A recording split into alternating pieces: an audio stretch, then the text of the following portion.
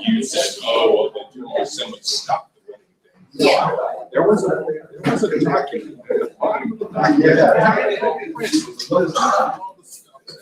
Considered by rights. Yeah. I cannot lie. Did it come from Virginia? But it's ever He did. You can do it too. Didn't it come from Ligon? No, this is way Oh, before this they is can before here. then. So then it had to have come. It didn't come from me. No. It had to have come from someone else. But you remember seeing it, though, Yes, remember? I absolutely remember Because seeing it. the print was so little. Yeah, and there was a bunch of stuff listed on there that didn't make a whole lot of sense. Correct. Yes. And then since the weddings weren't on there, and you piped up, oh, the general assembly just niched that. Yeah. No, I definitely remember that. I don't know who it came from. It's gotta be in my planning commission folder somewhere. I wonder if it's part of like the packets that. Yeah.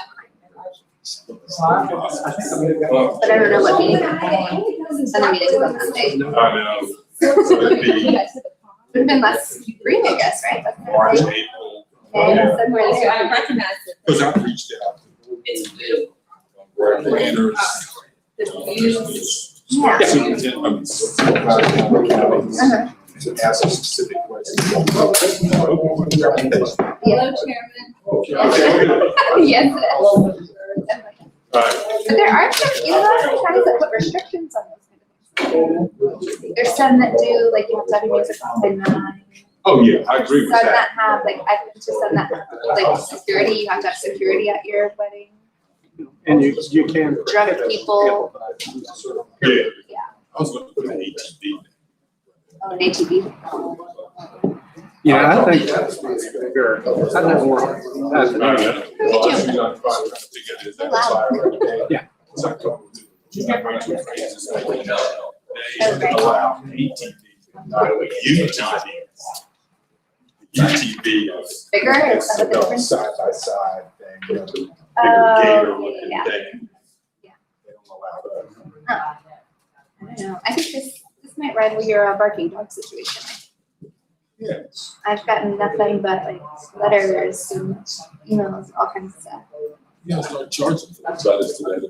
I had one that was like 23 send it back and say, I need to cut like 1,800 of those. How much? Probably not subscribers.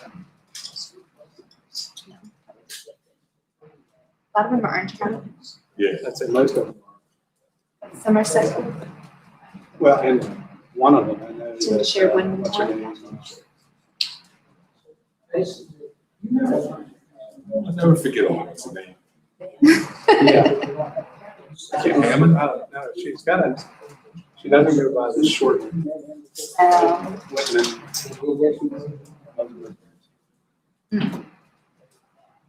Whitman. Oh, she's. I think, are they still a little bitter because they got locked out of Kimmel? And is that what it is? Okay, that's what I thought. Well, that doesn't help. Right. Yes. And that's really what the issue is. You're in with their group until you're not in with them anymore. Yeah, well, That's the way they do it. I've never been in. No. They used to have to invite me to parties. Oh, Let yeah? them ride there, of course. I went to one of these things where they're extolling the Yeah. and they showed this video. Wow, money. And so I said, show me the part where you I said it very cheerful. That got you put out. Yeah, yeah. There goes your invite. Yeah. Lost in the mail. Yeah, because I keep. And I mean, I don't. Actually, yeah. Big one. Should be interesting. Should be.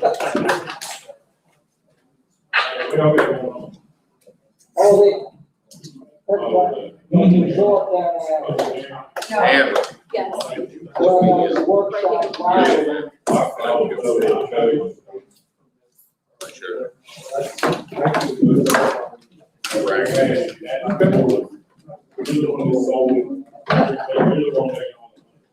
Oh, I am.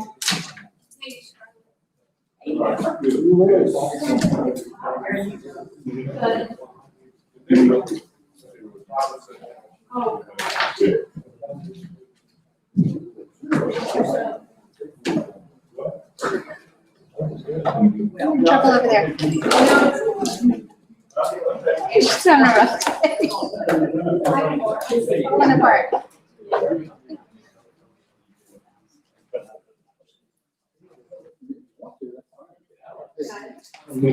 Hello.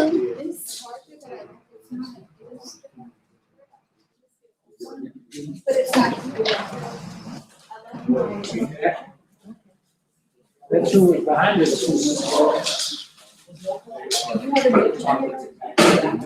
Are you, supporting this venture tomorrow night?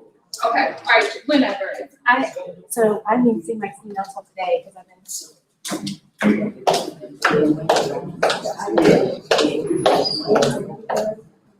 Did you not get a charger? Last meeting.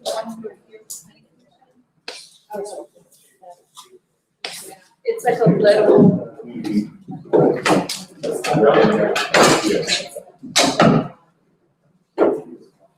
What?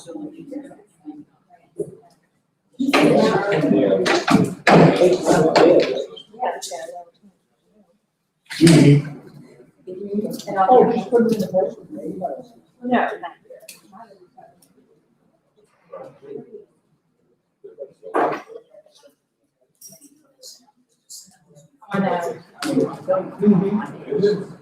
So, yeah.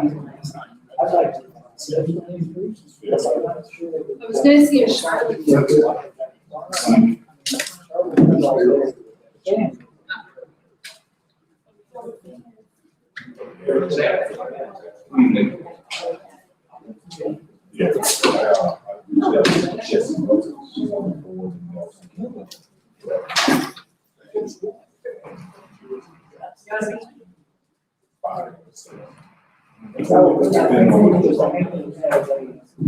I know about That's it. Oh,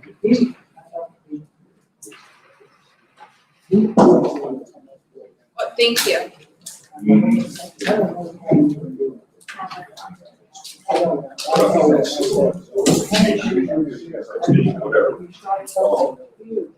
Charlotte. I don't have my charger. No, I charge it up, I don't have to charge it. But you can do it.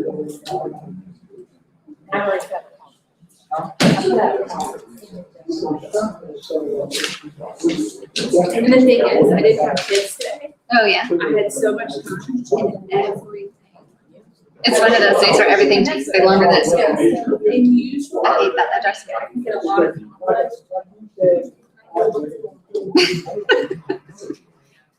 Just that kind of day.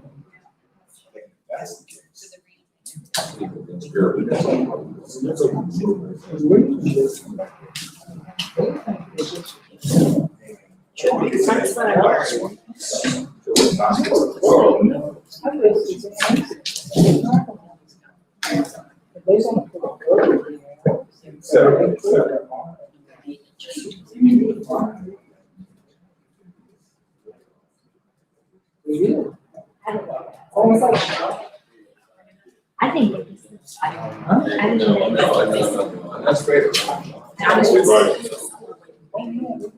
Just make it. Oh, boy. Jane? Okay. Are you talking about Jane? Yes. I had no. I didn't know that you didn't know that existed either? I didn't know they still existed. I knew they did. Hey, Did it exist? Tom's I heard it. I didn't know that was a thing. That's what I said too. I didn't have any more. I'll stop by. No, you're fine. I gave it to. Off on me now, Chuck. He said, thank you. I handed them out to some of the people in Charlottesville. Did you figure your thing out yet? Advertisement. I know, when you, I was gonna say, I spent more than, if I were just to buy one. Yeah. I'm gonna get it. No. It's coming. Yeah. Probably. Oh, you don't have to. Yeah. Are you still wrapping in it too? That's what I thought. Oh, that's where all the fun is. That's Chuck, where have you been? I've been online every time. Chuck's on vacation. We'll let him video. He's been vacationing this whole time. At the food pantry. I At the don't think food that's pantry, vacation. couple months. No, you can have it.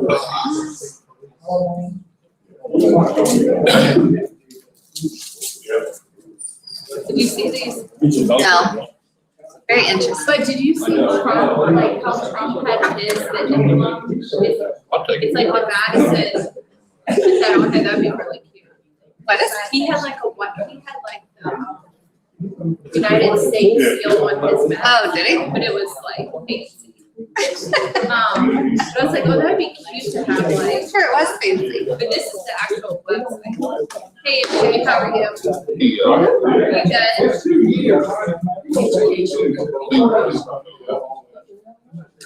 good? our issue. Oh, yeah. Yeah. You see that? Yesterday I covered that. Yeah. You want to be able to like protect yourself. Which they, part of that, they lost part of it. So, Oh, yeah.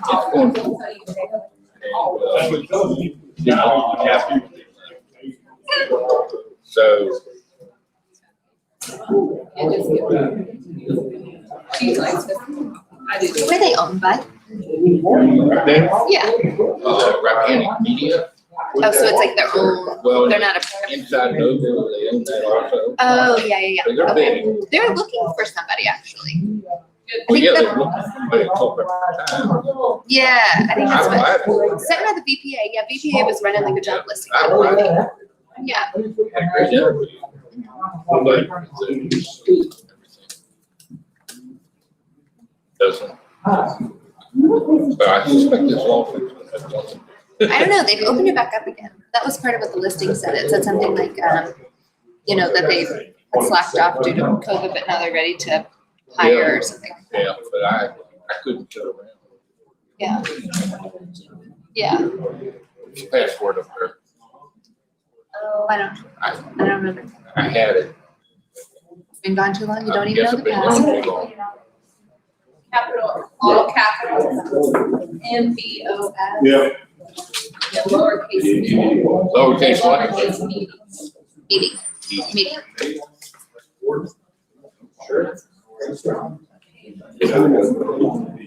So,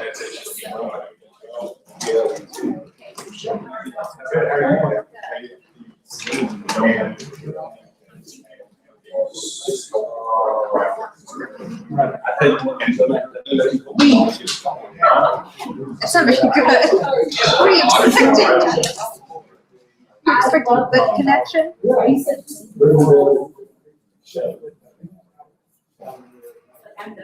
Memes? Yeah, I have. It smells pretty good. Like cloves or something.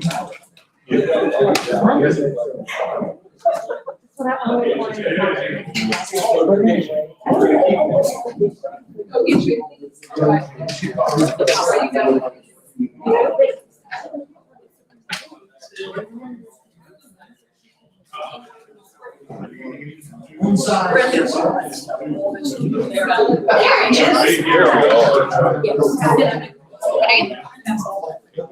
You're just not live, yeah. Oh, yeah. Thanks for looking. Are you running off the town? Running off the town news? Okay. I hate town news. I don't like town news. It irritates me. Oh, yeah, I didn't like that. Yeah, it's in that. Right here. so we're getting there. Yeah. And you said that you realized that your contract with the other one didn't, right?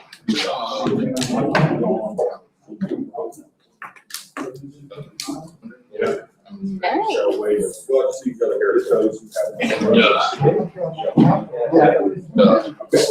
First of all, Yeah. there's I think right so. there. Yeah, I don't know how that works, yeah. There last night. Yeah. Sorry? You know about the post- 4 hours. What? That was a good Yeah. one. And the best thing was when Barry started like arguing with his wife in the middle of the meeting. Did you catch that part? No, Barry was arguing with Jane like in the middle of the meeting, like everyone could hear what he was saying. And he started to melt down and he was like, I can't do this right now. The thing, And then like hit the mute button. That was the best part. I think that's actually, I read these. Really I appreciate his observation. I put it out on the local website. Yeah, Here, we yeah. need the What's haircut. that? No, I reached out. I had, I haven't heard back. yeah. I don't know what his t-shirt was about either. What? I don't know what his what's going on with the t-shirt. I'm not sure. He's- We try to fix it. Yeah, thank you.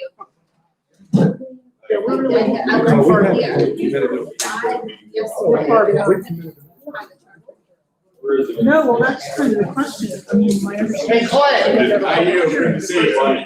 So this is How are we gonna get that? all rules go out when you're in Walmart call member. It's everyone ready, do whatever you want there, it's just whatever you.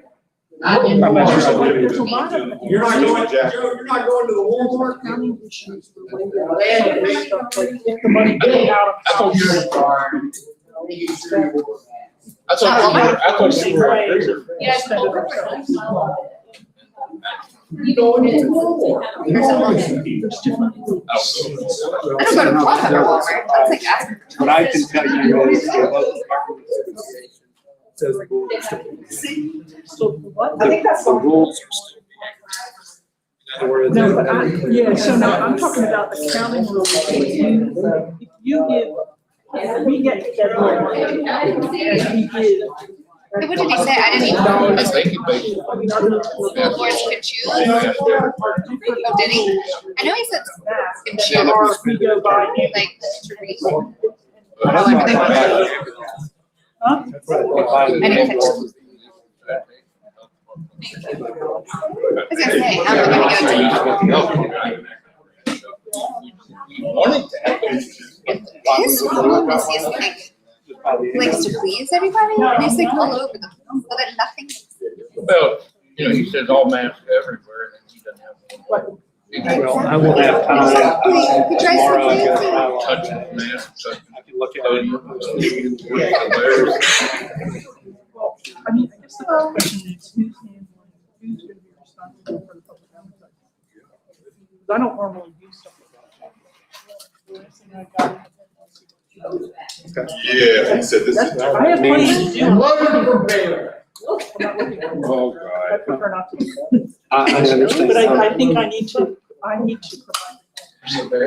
Well, that would, obviously, I mean, I'm not gonna. I mean, if I'm gonna do the advertising. Okay. Well, you know. We heard Lost all that. Nobody's ever accused you of anything but non-disclosure. Thank you. It was all that good Army training. Disclosure of financial interest. I can't say it. No, I didn't do that. Yeah, things have been pretty quiet. Representative. Hey, Chuck, long time no see. Yes, sir. No, I don't. Well, you.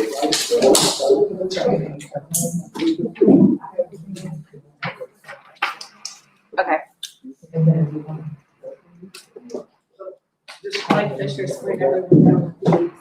What? You know, it keeps like viruses and illnesses. Oh, if you wouldn't go to. Try to say- Would you like fish? We all agree with that. Tank commander and voodoo master. Yeah, we're gonna talk more tomorrow, but I'll. Yeah, that's what we've done. Talk to who? Oh, About this. okay.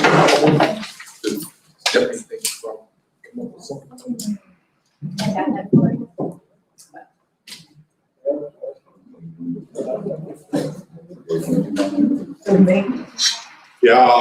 Still think- No, Lynchburg still. Just. Page one time still in Lynchburg. Sign is still with us. With you. call it wet. Right now? Scientific. Or no?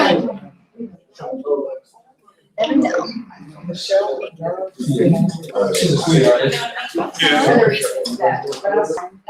Berry. Yeah, she's out on like medical. Okay.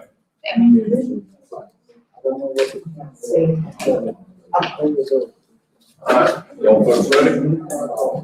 I'd like to call the board of supervisors meeting to order. Thank you, Peg. Every 6 minutes. Always, let's just play the weeks. Pledge allegiance to the flag of the United States of America, to the republic for which it stands, one nation, under God, indivisible, with liberty and justice for all.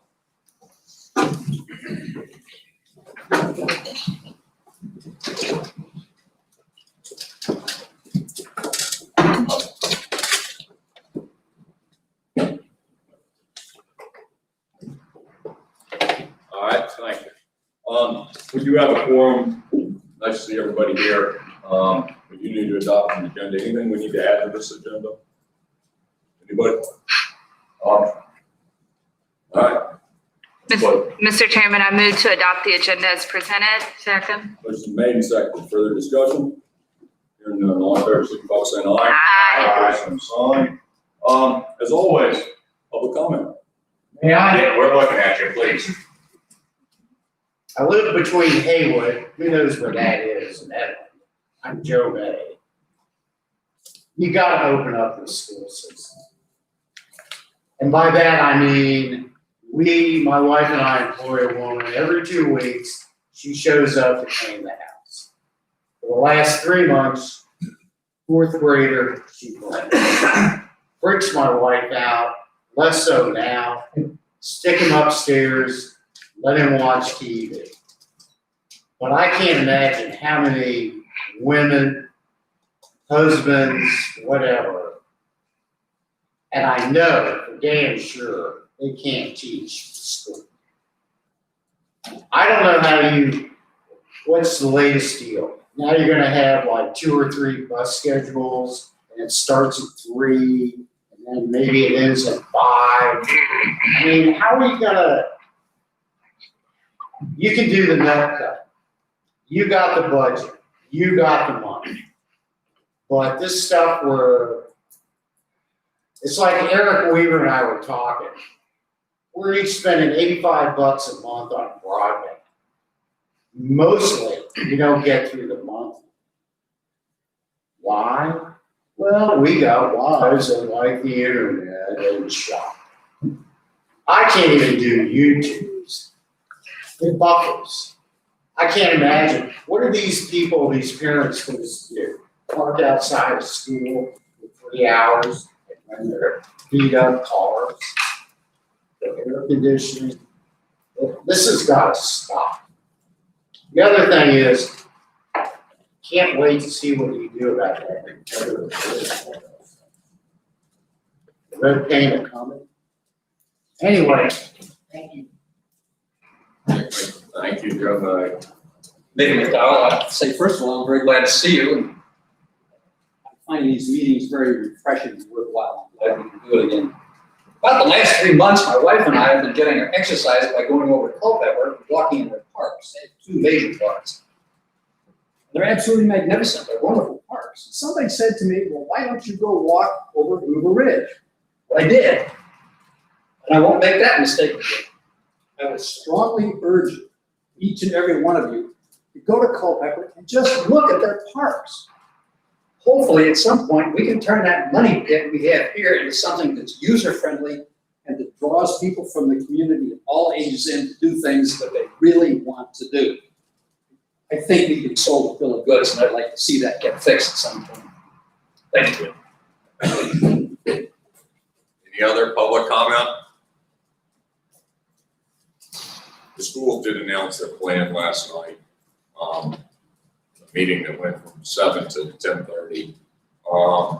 I think Ben Holler is going to talk about it a little bit when we get to that part of the deal. He's going to keep it short and sweet. That's great.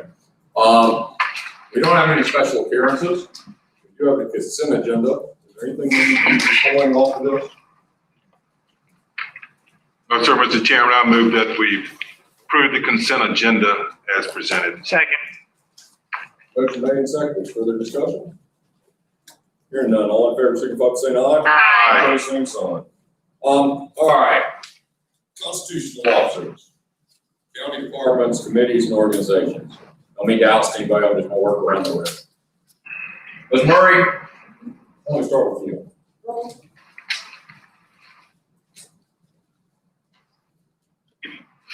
So you can hear me a little better. I handed you all, this is the summary of collections as of June 30th for the last 3 years, 17, 18, and 19. Just to let you know where we're at on those tax years. Okay, for the tax year 2019, we have collected 97.76% of the taxes. That leaves 2.24% uncollected. 18, we collected 98.3%. That's 1.7 uncollected. And the 2017, we collected 99.15% of the taxes, which leaves 0.85% uncollected. We're working on it. I can say that at one time, the newest year's taxes, when I would give this report in the past, was up like 4%. So we worked down to 2.24.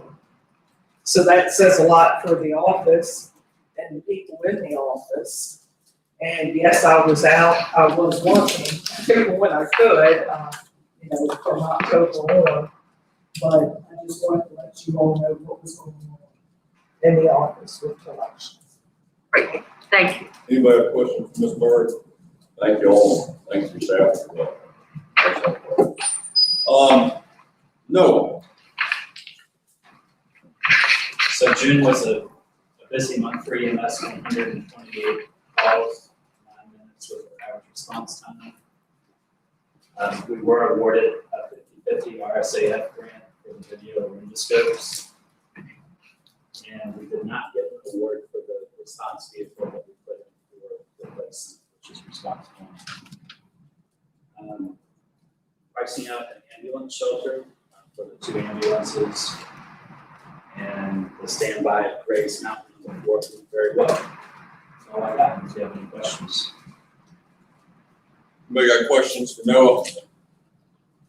All right, we'll keep it moving. John Shearer. Working on corresponding with Jack and trying to get our ducks in a row with that.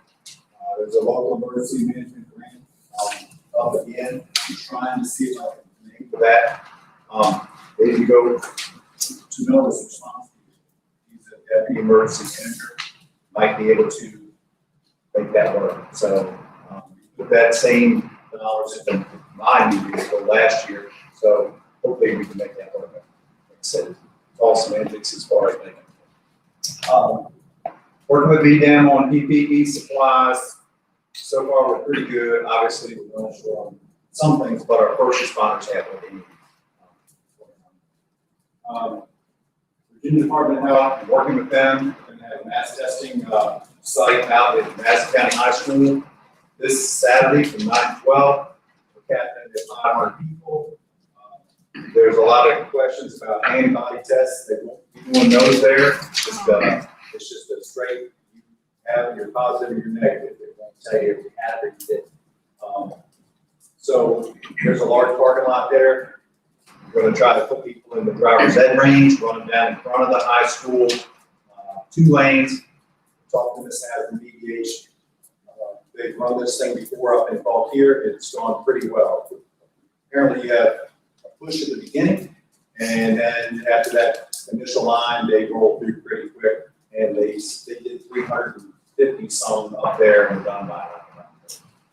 So we're at that. We do have a pretty good supply of PPE. I understand this lout needs some, any way we can see what we can do. Roger took care of it. Roger, you got it under control. Yeah, Very good. Roger's, he's our guy, he gets a lot of stuff for us, believe it or not, and props to him, he minds for this stuff, so. Yeah, like I said, I was told today, he did get what he needed. Roger, yeah. So, and we're basically going through the private sector on a lot of this A stuff.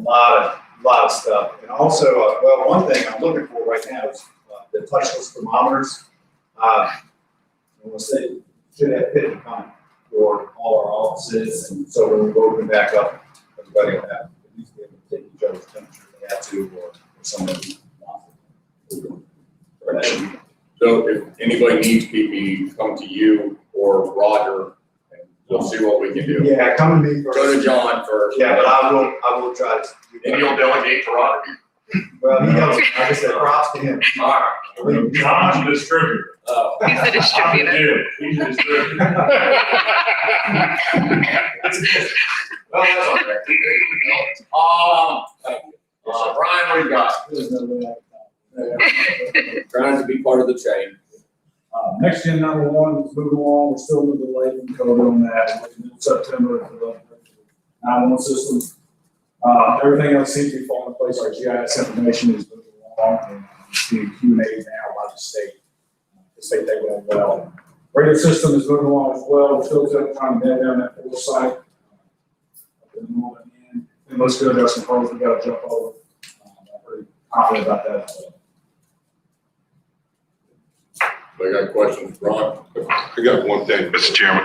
Brian, I was up at Graves Lodge this morning eating breakfast, talking to Jimmy Graves. That tower is still in the works. But he was saying that if something didn't work out with that other site you were looking at, that the tower at Graves's might shoot between those two mountains and hit a tower and wrap a hammock and then come in behind that old rack. That's just what he was saying. So I said, I'd tell There is you. a possibility of that. I don't know if it would hit the one in Afghanistan because the one huge earthquake. Okay. But we're trying to leverage their project and our project to cover everything with that. They seem pretty optimistic that they've got to expand their construction where they are right now. All right. But we are looking at that as well for some of that spots that they have. All right. And I've also been in contact with CWS about that tower. It's not completely on the they're still trying to figure things out. That was your only takeaway from Jimmy? Yeah, I always learn a lot of stuff. I mean, he's quite educational. All right, Brian, You got an hour. anything back there? Yeah, we finished the courthouse project with the glass today. Waverly installed a ballistic film on the glass, so that's, we should have that done. Clark's working on the upgrade of the security system at the courthouse. And the cameras have all been installed at the court, general district court, we're waiting now to get, for the guy to come back, so how do you? Well, Part of the process. your computer illiterate stuff, that's what they have to do. I am. Anyway, that's all I got. Thank you, Roger. Clay, Yes. I mean, I know you've been up there, but I was up there week before last and saw that, and Roger did a really good job. That looks nice, and I know Lita is pleased, and the girls were really pleased, but that really looks nice. Good job, Roger. Ms. Berry? Good to see you. Good to see y'all. I have a few things, unfortunately. So we are, I'm sure Ms. Lau can attest to this, we are knee deep in gun permits. So most, I don't know if y'all know or not, but for every gun permit that comes in the sheriff's office and my office, we'll have to sign off on it. So I think you did like 32 in 2 days or something, 34, something. So we were named to be a well-armed community. Yeah. We are dealing with some changes. We have a new judge as of July 1st, David Franzine.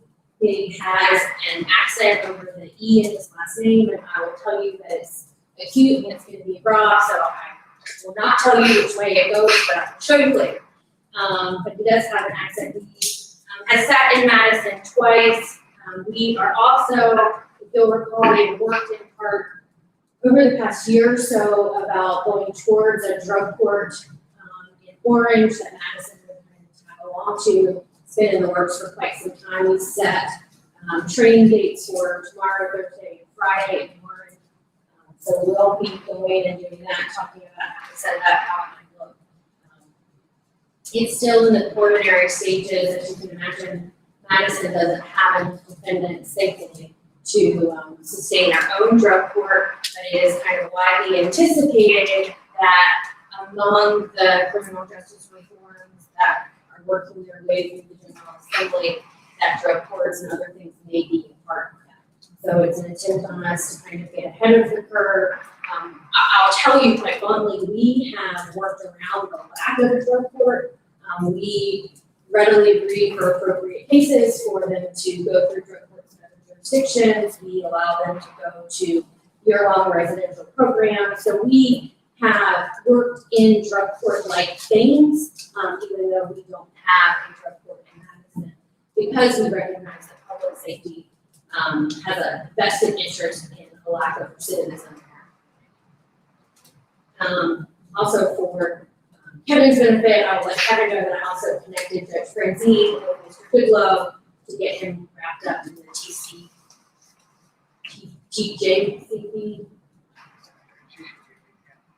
What is it? What is it? The Thomas Jefferson Area Criminal Justice. Community Criminal Justice Board. Something. Kevin's the president or chairman. Something. Aren't you? Yeah. You were at one time. You know, we had a meeting, he's gonna meet with us and talk about things. Sounds good, Kevin. Good. Yeah. Everybody go with Kevin's that. doing a great job. Good job. We are meeting with the judge and Ms. Lau and other interested parties like the sheriff, next week to talk about return to jury trials. We have not missed a grand jury in Madison since this began. We have grand jury every other month on the first Monday unless it's holiday Tuesday. So we've had 2 grand juries now. The first one was very locked down. The most recent one was just with our standard kind of COVID procedures.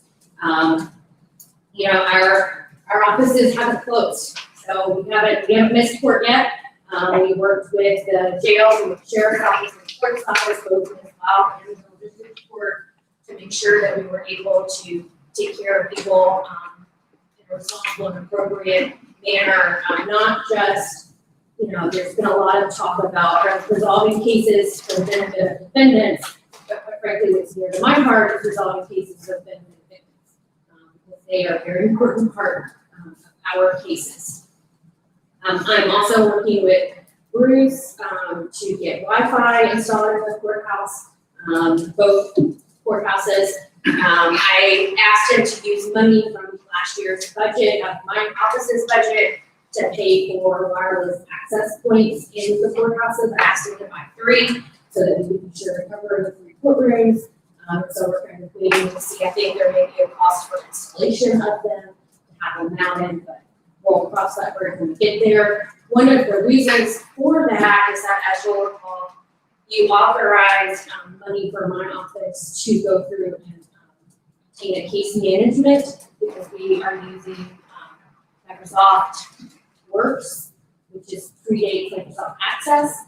And so we are in the final stages of that. MJ asked us to look into another company. We looked into them. I don't think they're going to suit our needs, but we do have 3 quotes under the county's policy to move forward with that, and hopefully we will be doing that very soon. And that kind of leaves me with my last thing, which is a little bit of a sticky point. I guess I will speak for myself, but I don't think that the other constitutional officers present will really disagree with that, I have to say. I think it's fair to say that we are disappointed in the way that the board handled the races for EMS for this staff approach. And it's not necessarily, there's no qualification needed. It's not that we don't agree that they deserve it, because We know that they do. We see the retention levels that we have. We know that. But to do it in the way that the board handled it, just quite frankly, it doesn't sit right. We have other employees in our county. We are a team. We work together. We've all remained open. We've all seen customers. My front door at my office has never been locked. Amanda has cleaned our offices. She's cleaned our toilets. God knows what she's done. Joe has sprayed Lord only knows what everywhere. And Roger's made sure that John has gotten everything. Leah's people have taken care of customers, Brian's employees, Stephanie's employees, and I don't have a dog on this side. My employees aren't gonna get any raises under the pay plan. I think Wade might get 700. So I ask you to please consider the rest of our employees, that if there's money to provide raises for the largest department, surely we can find money to provide raises for the smallest departments. Thank you, Mr. All right, Brian? Yes, so our office, we're trying to work through personal property accounts, business accounts.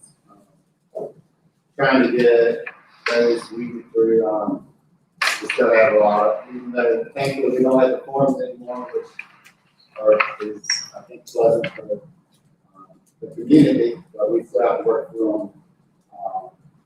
There's still a lot of constraints with our current software, but we are working towards a new software system, which I think that's going pretty good. For those involved in the software team. So we hope that that's going to continue to make good progress there and give us a little bit better system to navigate through. There are a lot of challenges with working through these very hard accounts. But again, other than that, we're reading through that stuff and trying to get that all updated. And I will say, I'm concur with the rest of them. I hope we do see us all as one big team. Thank you. Ms. Lau? There are a whole lot, because I just had work done, and so I feel like I'm having to slap all over the place if I say a whole lot. We've been busy. 34 gun permits in 2 days, and every one of them were walk-ins. So we were slammed. So if you don't have a gun permit, come see me, because you're probably one of the few people in this county. We did about 167 land records, 12 probates in June, marriage license, and we're easily seeing 50 people a day. We're busy. We haven't missed, like Teresa said, and my 3 full-time people have been there every day for me. So I agree with Melissa. I mean, we're a team in this. And when I told all of them that the raises weren't coming until probably January, they were disappointed, but they understood where the board was coming from. But now to hear that some people are and they aren't, they're very disappointed. They're very disappointed. And it's not fair. And I think when I came to you all and explained why I was asking what I was asking, all I asked you all to do was to be fair. And that's what I'm still asking, is to be fair. Thank you. Tracy? I'm coming to you today. We've been open since, I guess, mid-June. We were shooting for June 1st, but that didn't work out with the phases. Had about 1,000 more hits to the website to put us to about 6,000 for June. I've been working on basically business retention with the CARES Act business grant model. Still working on, we've got 5 different grants for the region that I'm in, hearing about one for the tourism for the state probably about tomorrow. And we did get an update about that Rapidan Blue Way. He's gotten some more approvals. We're looking for more information from him in September. And he's going to get an exploratory group to meet virtually or in person, and then should have another report late this summer. Made the decision to cancel Taste of the Mountains because it's just not looking good for us right now. Heard Thursday from Rita, from the president of BTC, that there's not going to be a phase 4. There's just going to be changes to phase 3. And then listening to the governor today did not make me feel the slightest bit better. So having to deal with that and many phone calls and not very happy vendors. And then and then one thing that you guys may or may not be aware of. And this happened months ago, but we just started putting out some good news that L&D merged with Coates, so that big blue barn on 29, they've been out there and they want to make sure they only work with contractors. They don't want individual residents calling them for services. So that was a bit of good news, and also submitted the box in, box out building again for a VDP project, hopefully, and also the Lester Group submitted that a couple of times as well. And then the Small Business Development Center, we will be merged in with the Central Virginia instead of Lord Fairfax as of January 1. And they will be served and hosted by the Community Investment Collaborative, which is in my next report. That's all I have. Where's the big blue barn? Thank you, that's the same. Okay, I was so gonna it says, it still has this old sign, you'll pass White House thrift shop, the produce place. Oh. The Dotsons. It's next, and it has this old sign, it says West End Furniture, which is incorrect. It used to be like red, and now it's really nice and blue, and they have all of their trucks out there. Jim Carpenter's was? No, past. The new building south of Jim Carter's on the left hand. It's been renovated, yeah, they redid it. Okay. That little dirt. Yeah, it used to be the concrete. Come on, Joey. I scoured This the, is blue building in a hole. You know where it is, Janet? I do now, but no, I have no idea. Jim Carter's on the left, yeah, that right there behind it. where the racetrack used to be. Yes. Yeah, it was a horse track. Okay. But I'm not talking about old stumps that have been going for years. I mean, good lord. It's back on 29 across from Jim Carter and that general facility, Blue Barn. It's great that they merged. Hopefully they're doing well. Don't go out there. They only deal with contractors. Exactly, they're doing great, and also shared a Jeep video with the guy that's got like hundreds of thousands of followers in my Jeep. I shared it yesterday. It was filmed in Syria. So Oh, I saw it. changes it now. Everything else going well, Tracy? Yes. Very good. Yeah. I want to talk a little bit about electronic meetings. I understand that I've heard that the plan is right now to continue electronic meetings through the end of the calendar year. I want to talk a little bit about, as you know, Bruce is not here this week. Just FYI, I did not give him permission to take off this week. He had a family reunion planned in Myrtle Beach. He had a house rented and he had all of that in place before he started working. So I don't think it would be fair to not let him go. And he's graciously participated in one meeting today and he will be participating in another meeting tomorrow via conference call. But there are some outstanding issues related to electronic meetings. One is Bruce's availability from just a work point of view, other responsibilities, and also he doesn't have any backup.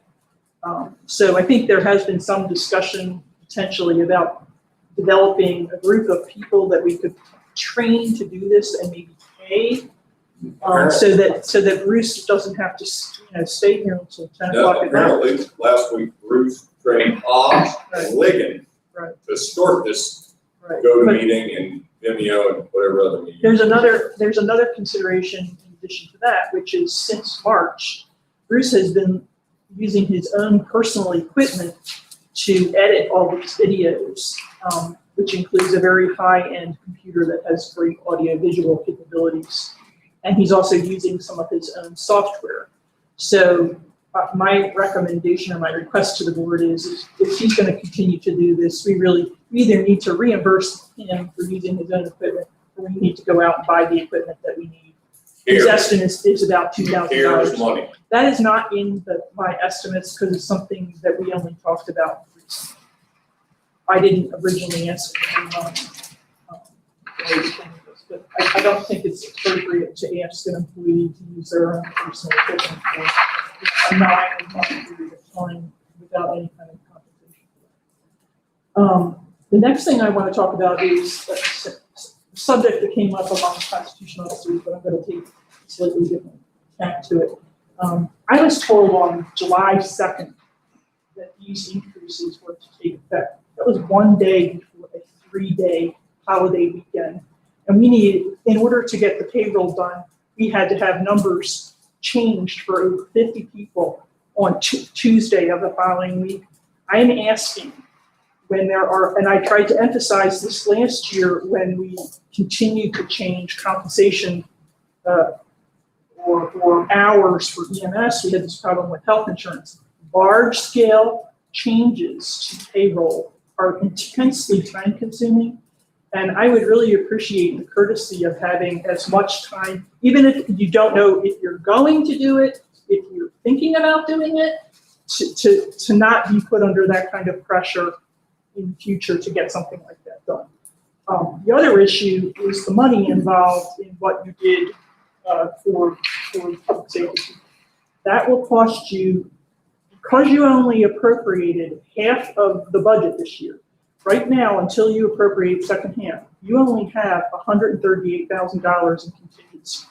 You used 25 of that because you changed the budget amount for what you were going to give the rescue squad.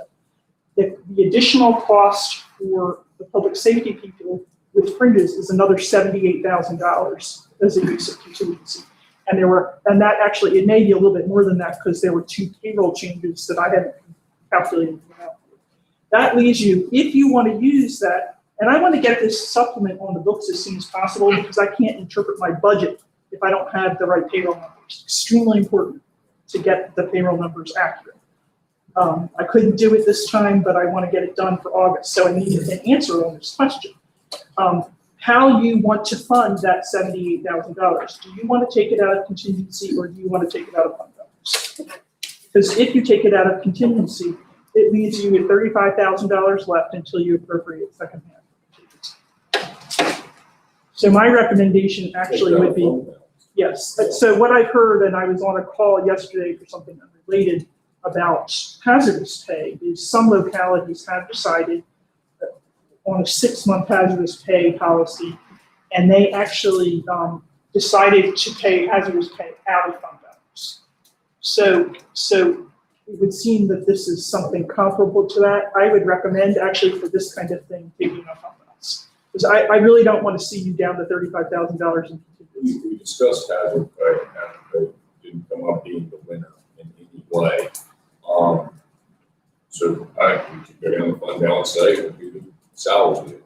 Yeah. How much is the delta for everybody else? I don't know, I would have to figure it out. But I can tell you that public safety has. It's a major. First of all, they got the largest increases, and second of all, they have the largest payrolls. So they're a huge component of the total increase for the whole year. Now, I also understand, and we heard this today, that because someone resigned in the sheriff's office, there are going to be a lot of changes, scale changes inside of the sheriff's office. If there is a budgetary impact to that, I need to know that as soon as possible. We've already. That's going to have to come through the sheriff's office. Okay, because we heard that something happened last night and none of us, actually one sheriff employee has actually requested a written letter from our department telling him what his salary is, and we don't have any information on it right now. So that's the other thing. That's good. I would hope you're reaching out to Carrie. I haven't talked to her yet because I thought I would bring it to this meeting and I will talk to her tomorrow. But there's 2 things. I know Karen has the latitude to make changes within her department, but if she makes compensation changes that put her over budget, then it would seem like we need to figure that out beforehand. The sheriff's on the go-to-meeting call. Okay. Turns out he says there's no budget impact. Okay. So. I don't know if there is or not. I don't know what the numbers are. Well, there you go. Well, once we get past you, we'll ask the sheriff and we'll go to Carrie as well. Okay, so I have a number of questions about the CARES Act. I can either talk about them now or talk about them. No, let's wait. Okay. And my last thing that I want to talk about is my vacation schedule. Excluding holidays, I have not had 2 consecutive days off since last October. I would like to take some time off. And if that means that things get done slower, that's what it means. And I would like to take some of that time off. Since I'm not really planning on going on on an extended vacation anywhere in the foreseeable future. What I would really like to do is chase them long weekends. And some of them are going to happen before the end of July. Isn't this something she needs to? But I do want, I guess I this is do, something it is, it's something that goes through, and I think everybody needs a little bit of time off. I do want you to understand Yeah. heavy, and we're gonna get into that when I talk about IT, about what my workload has been since, last spring. Now, I don't know how you people schedule vacation, honestly. I assume you, Well- Tilly or Hobbs or somebody. I have a huge bank, and I can't see a reason why I can't take time off. How do we schedule time off? Form, where he fills out the forms, you go over, sign it. There you go. Let's do that. Good. Let's do that. And we understand. I mean, everybody's got to do this. All right. Any questions for MJ? Yeah, I gotta say something about that. MJ, if you want to request time off, just fill out a form and pass it to your direct report. Well, I don't normally ask for time off if I have things on my schedule that have deadlines. This board has nothing to do with you and your vacation time. And, Mr. Hobbs is fully aware of what we're all trying to accomplish between now and, well, it's not gonna happen by June 30th, we'll talk about that later. But what we've got on the plate, so just go through the proper, this is the governing body. We are not involved in that. So if you would, I understand what the process is. we'll pass that on, you better pass it on to us. Okay. All right. Yeah, do that. All right. Sheriff, do you have anything to say on the go to meeting? Not looking good. What about Barry Penhollow? Tell us about the school plan, Barry.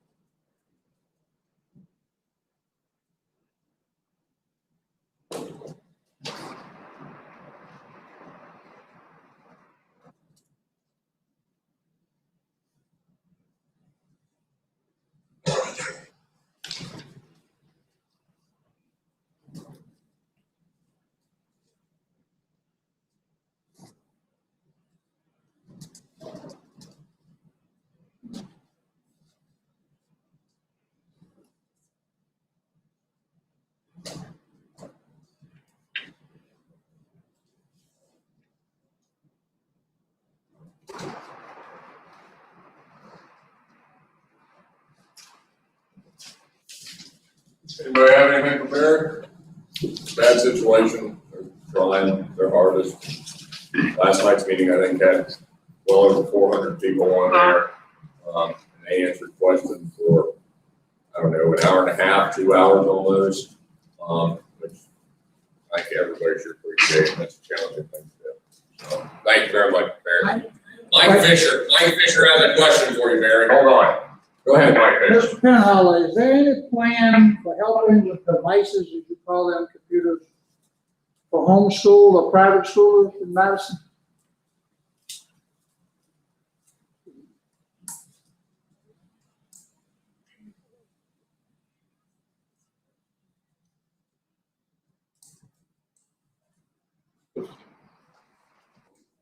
Would be there, so. Out of their CARES fund. Private schools got money out of CARES Act, out of CARES funding that went directly to the school.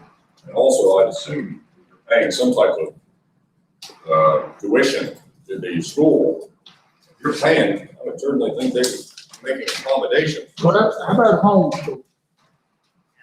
I'm more concerned about homeschools. I mean, they're taxpayers, they don't choose to go to the school, and they are not doing the curriculum, but are you helping them? Barry.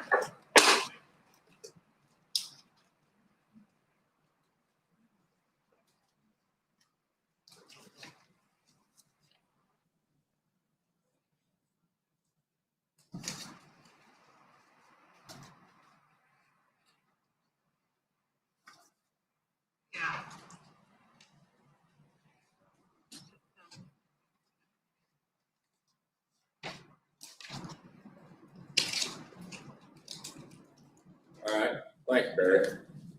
All right, let's go to let's go back to the sheriff.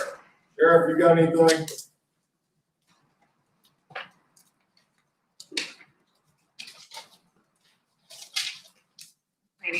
All right, the sheriff, I got good planning commission too. The sheriff says, to let you all know, the salary changes that MJ was speaking of will be the result of a resignation of a ranking officer and having to promote within to cover that position.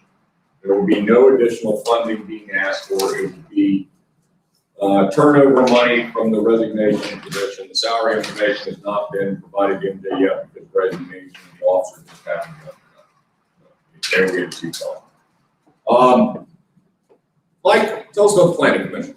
I hear it's been very slow, or Mike Moscow, either one. I don't know. Okay, I'll be glad to talk. Hey, Mike. Sorry. I want just to say one thing. There was a recent, Mr. Penhall, I didn't want to get in an argument with you, but there was a recent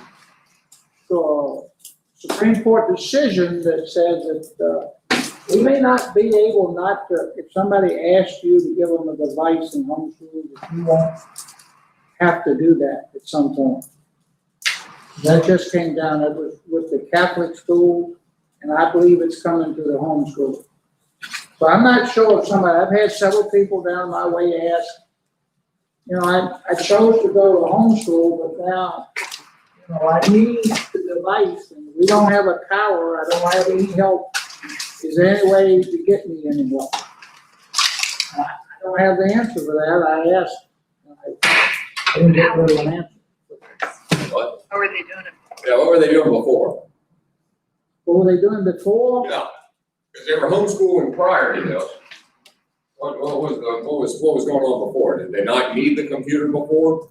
Well, they have the computer, the problem is that everybody else is on it. I don't know what to tell them. John Gregg, you have any comment on this? I mean, I don't even know what the question is at this point, really. You mean everybody in the family's on a computer? No, everybody in the world is on a computer, we don't have much of a. Oh, the connection is, I mean, it's but it's lagging. So Oh, hot, he's talking about a So you're hotspot saying there. the court's going to order the county to put in internet? I'm not saying that, I'm saying The the hot- Supreme Court just said that the Catholic school, you could not, stop the Catholic schools that were giving them money. And there has been a line drawn straight from that down to homeschools in all states, not just out. You think, but I don't I think know. he's saying providing internet access. You're talking about hotspots, What? not computers,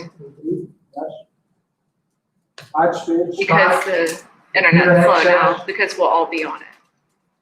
That's what he's asking. I just something for you to think about, but I would. in the top of my list, like, Fisher, I really am. You don't go I'm not ahead. gonna lie. It might hit you between the eyes. Keep going.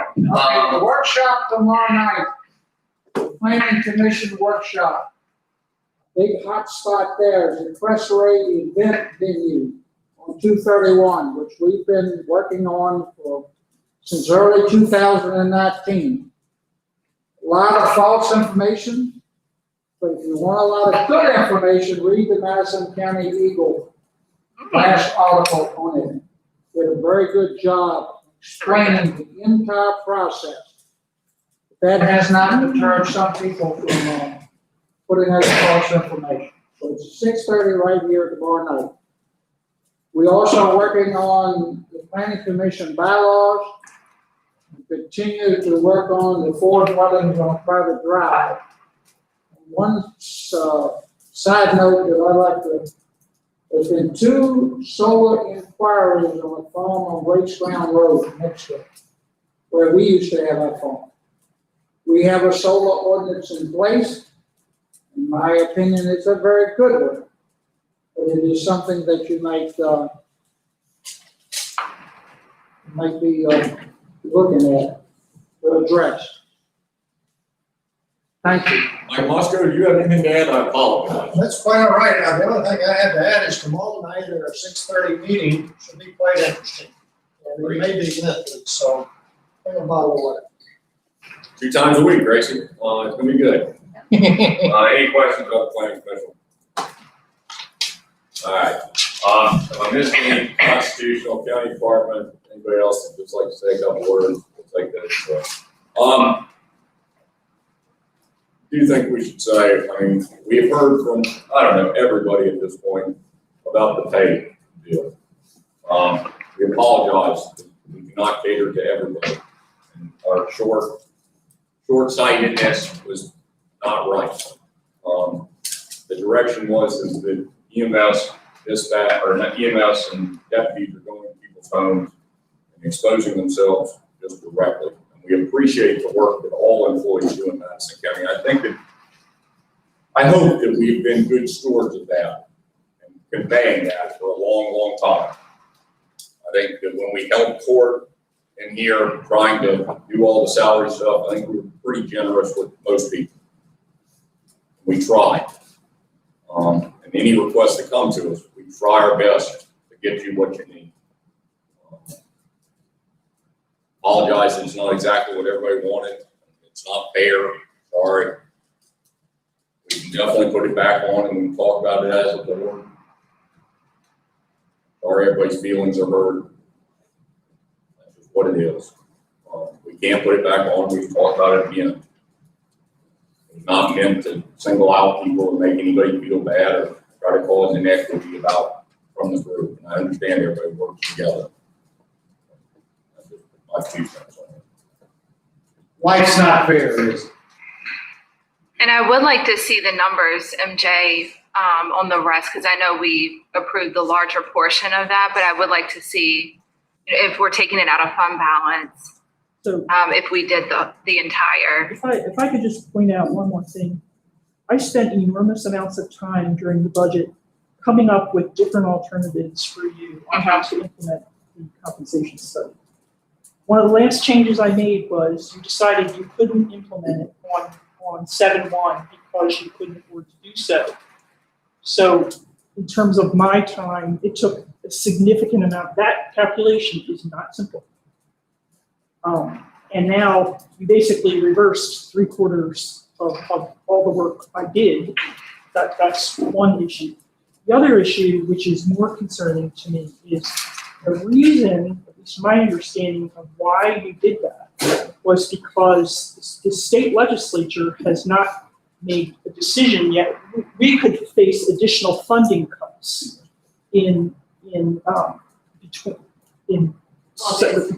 by September. We would know what they were for the year. And we heard numbers up to $500,000, at least that was what we were hearing several months ago. If in fact the state does cut your budget, you're going to be in a place, what are you going to do with the second half compensation? Are you going to make the rest of the people wait until next year? Our intention is to implement on January 1st. I can't predict the future. I don't think anybody here can predict the future. We understand that everybody's put in time on this. I think we put in a lot of time on this, sitting here for hours, meeting with each individual party, trying to figure out what direction to go on this pay study. I'm sorry that it is not what everybody wants in the implementing time that everybody wants. We appreciate the hard work that everybody has done in especially trying times. We're not professionals. There's nobody up here that's a professional politician. Life isn't fair. We'll try to think about it. We'll see if MJ can give us some numbers. If the state cuts us, I'm sure we'll figure out a way. It's one of the privileges of working with conservative county and building a fairly strong fund balance on dark times. Yeah, Mr. Chairman. Please. Yeah, my vote on implementing this pay raise was based on the fact that it was, I worked in defense contracting for 28 years, and I was faced with hazard pay. And in my opinion, first responders are due hazard pay. So when we went down that road, again, Mr. Hobbs, we went down that road, it was not something that was easily accomplished. So the easiest way to do it is to do it the way we did. Work throughout this whole thing, I don't feel like I'm due hazard pay. I'm not the person sticking my head in the car at 3 o'clock in the morning. I'm not the person running into somebody's house all suited up and having to go to the hospital, which is not a good place to be. So that was my reason for voting the way I did here. I just want y'all to know that. Who else wants to say anything? All right, moving on. Old business. Random drug screening policy. Bob, you want to go first? Greg, you want to go first? Where are we at? Maybe I can shut it up. I'm happy to take it. Go ahead. We've had a policy in place for a number of years that allows for random drug screening with basically emergency personnel. There was some discussion about expanding it to everyone. My professional opinion is that would not be a good idea because it opens to significant constitutional attack. I did a survey this morning of counties that do attempt to impose it on all employees. I found exactly one county that has attempted that, and that ordinance has yet been challenged. It seems to me that as a matter of judicial economy and keeping the county's budget low, is that we not go into uncharted areas in the policies. Yes, this just came out last day or two. But since the last board meeting, we put some time into amending the policy, and you've got that report in front of you. Given this turn of events, what I'd suggest the board do is let's shop what's in here to the public safety folks, because we did try to catch a few suggestions that they had from the policy that was amended. Just go back to them and say, well, here's an amended piece, and maybe we can bring that back to the board and all these for consideration. Is that what y'all want to do? So you're basically just undoing the changes that we see in this? No, well, we would undo the changes that talk about all employees, but there are other issues in there about. Oh, yeah, okay. They suggest buying computer software and disclosing the drugs they're taking to their supervisors. Honest criticism of what was adopted. Okay. We got some critiques. We go back to public safety. He in front of us at the first meeting. All right. We're working with all. Sir. Very good. Codification project status, thoughts? Yes, if, Mr. Greg has a piece to show here, but this is the document that Unicode sent before the end of June. So this would be our new county code document. Looks good, it's clean, it's what we asked for, but the project is not complete. Where we are now is have folks that deal with this different ordinances code, doing it for accuracy and completion and so forth, and several things have popped up. So what I envision happening is we'll collect those, get them in one place, and develop an adjusting ordinance. And once we get that settled and the board is happy, what we would do is advertise a hearing on both the codification document and that adjusting ordinance. And once that process runs its course, we'll have a new I do want to say a few words about procedure. This is the same thing I mentioned last fall. The attitude was that our major effort is to get all the county's permanent ordinances in one place and excise what had been repealed over the years. So we've done that.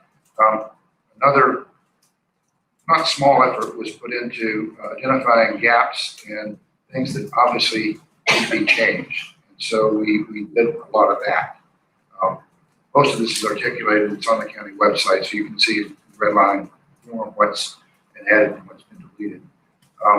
But this is not a complete, finished project, in that there are probably better ways to do things that are not contained in these ordinances. I suppose I've learned the hard way that there's something of concern. It does take Madison County months on months to work through it. So what we've done here is bring things current to what the current code is, pick the low-hanging fruit, put it in there, and there's a lot of other work that probably ought to be done in the years ahead. Makes sense. It's definitely a vast improvement to the documentation I've seen in the past. That you don't have to reframe the folder, impactful. Good. So if anybody would like to see a copy of that, we have a restricted number of hard copies, but everything's been scanned and posted on the county website, so everybody can see exactly what we have. It's on the website? If anyone's interested, you're free to take my copy. How many pages? How many pages is I'd like to that? get it back. I haven't looked Oh, at you got it. the pages. You want to see it? Maybe I could say one thing about the foundation here. We would push everybody to the website.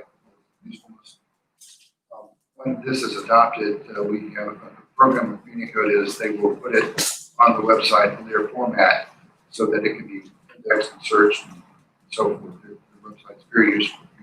Everything on it. Want to keep the number of hard copies we have to a limited number. I think we have 8 in hand. State code requires that we keep a copy or 2 in the office. Every judge needs one. An attorney and a common attorney would appreciate a copy. So we only ordered 8 copies. That makes sense. We'll leave a copy in this room in case something comes up during the meeting. That's what I had. Okay. Any questions on this? Looks like we're moving along. All right. Status of the CARES Act funding use. Mr. Berry here has done yeoman's work trying to pull this together. There are several different editions of lists that have been put out. One back in June, one we put out, I think your timestamp on that is Thursday.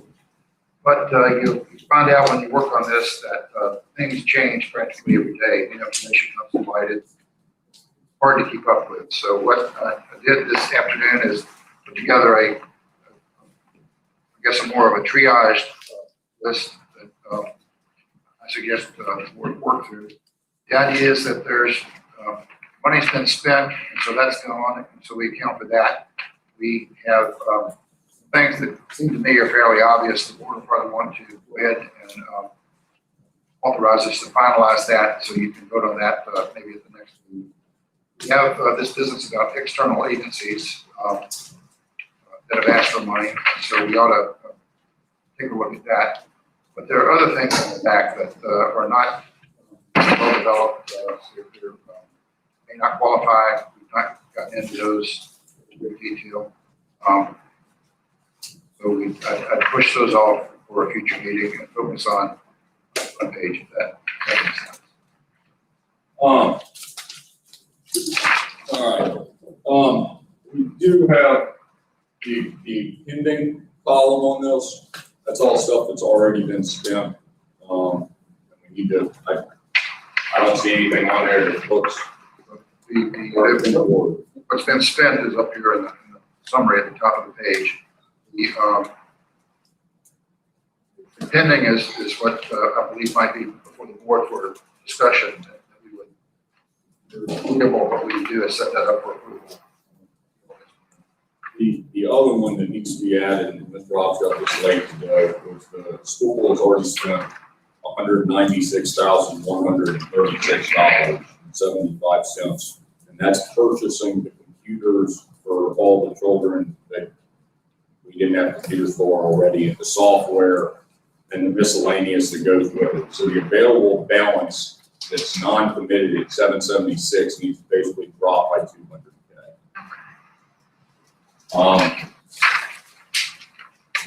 Also, the sheriff has brought up that he'd like to add to the list potentially the body cameras.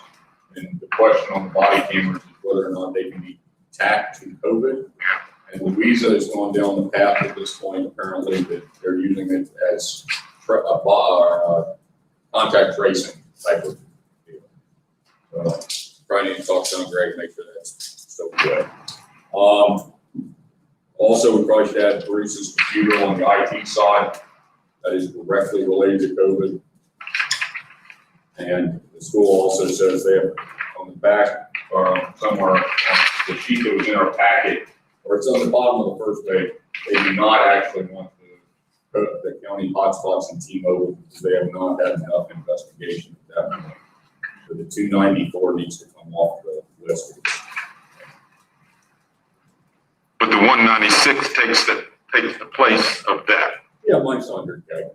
Yeah. Yeah. And we do need bids. Brian was saying that earlier that the 40K is just a one drop at this point, which is understandable. Everybody, essentially, Mr. Ogden, is looking for us to give you the nod on pursuing some of these and coming back with more fine numbers. What the staff needs is a list to focus on. We just can't. Everybody good on that? Every idea to the ground. So this is an attempt to triage and get that from. Everybody good on the console replacement for Brian, like we talked about? The EMS, we're talking about more PAPRs, the PAPR batteries, the Lucas chest compression device, and the McGrath video. What, I don't know what that, say, what? Thing, yes, no, what is that? Video. All right, there you go. That's it. Everybody good on the, and then we have the ventilators. What do y'all think on those? Are we good? Sue? There you go. Facilities needs hand sanitizers, PPE, sneeze guards, everybody good? Or this is just a guess, but we need to hold money back. Ask them. Here's Ms. Lauk has the video conferencing equipment in the courtroom. Defendants in jail can be present by video and not at the sheriff's department. Sounds like a good idea. We should probably pursue that. Everybody good on that one? Good. The town. The note down here on the town is that we need better receipts. The town does deserve some. They definitely had an influx. You haven't driven by during the middle of the day. DMV is definitely slammed. They've done some things in there to improve safety. If we get better receipts, maybe next month. Very good. Mr. Dotson has sent this in. That was sent in this morning. Also, better receipts, tracking down. Miss Graham talked about the Boys and Girls Club today. Her big concern is child care and child activities. Apparently, the Boys and Girls Club is going to be open when school starts back. Her direction is they provide an invaluable service. I think that's something we should fund. We all fund. Definitely need. It's the only way I can go to work. There you go. So I guess in this vein, they sent a letter with the number. If there's something like that, I think a little more detail needed in terms of where's this going to be, how many kids could we serve, some metrics like that. Yeah, what's it accomplish? The hours, yeah. Right. So we'll work on that. Very good. 4-H, I called Brad Jarvis about this. 4-H has basically been canceled. They do operate a camp, a summer camp up in basically Front Royal. Apparently a foundation owns the camp. Localities put money towards the operation of it. He said we didn't have to go with the 10,000, but they don't stay viable. They're going to sell the camp and the 4-H thing's going to go away. It doesn't make a whole lot of sense to me, honestly, but it's so very positive. I know a lot of kids from Madison County go to that camp. Y'all want to try? There you go. Let's do some coming around $7,000. There you go.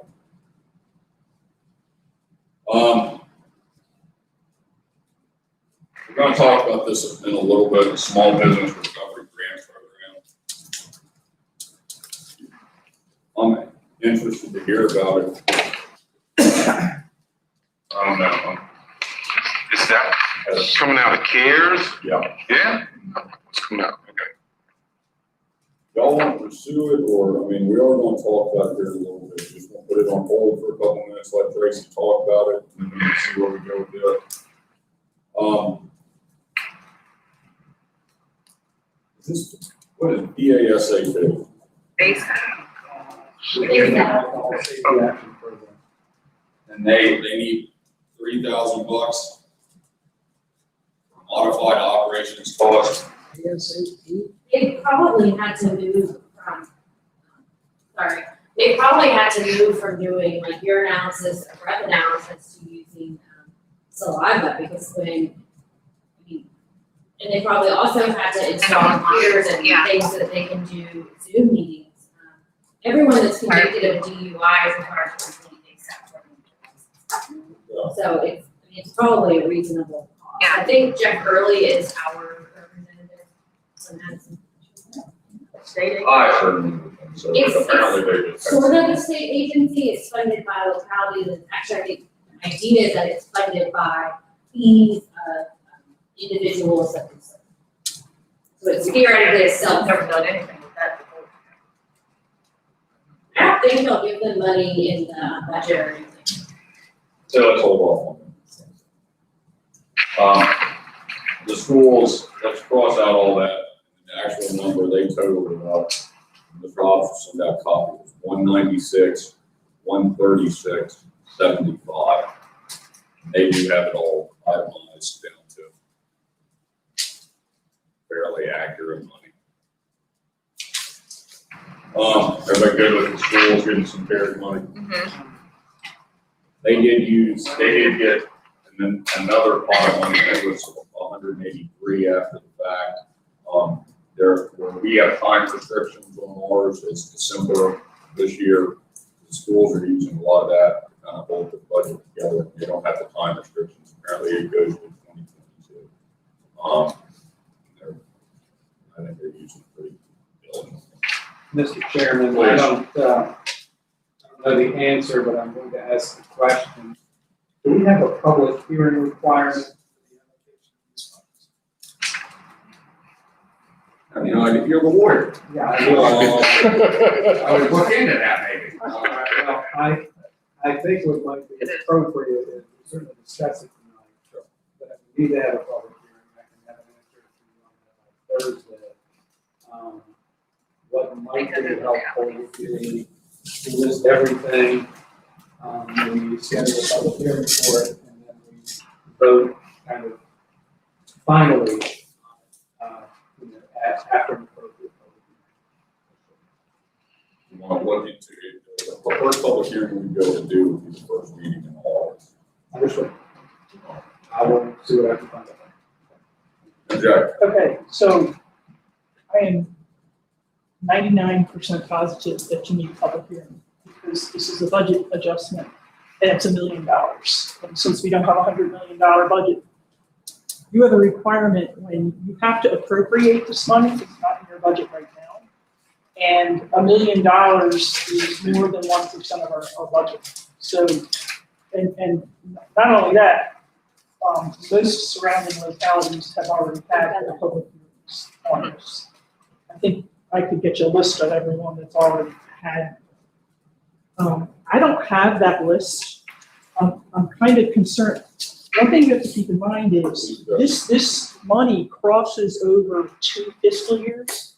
You can't, what you need to appropriate is the piece that's going into FY21. You already appropriated through the consent agenda $70,000 going into FY20. Right now, I don't know, well, I don't have what you're looking at. So I have no idea what the list is of what's been recommended. But I'm concerned about what was in the agenda package that was on the website, because some of the numbers of what has already has been spent are not right. So we need to, I mean, I cannot, these numbers have to be, they have to be book numbers. They can't be like on an Excel schedule somewhere that doesn't make any reference to your actual general ledger. Sean Gregg, it sounds like we're gonna have to do a public hearing. So look into that and try to figure that out for us. The other side of this is what we're recommending at this point is to come back to us with the exact numbers so that we can go into the public hearing.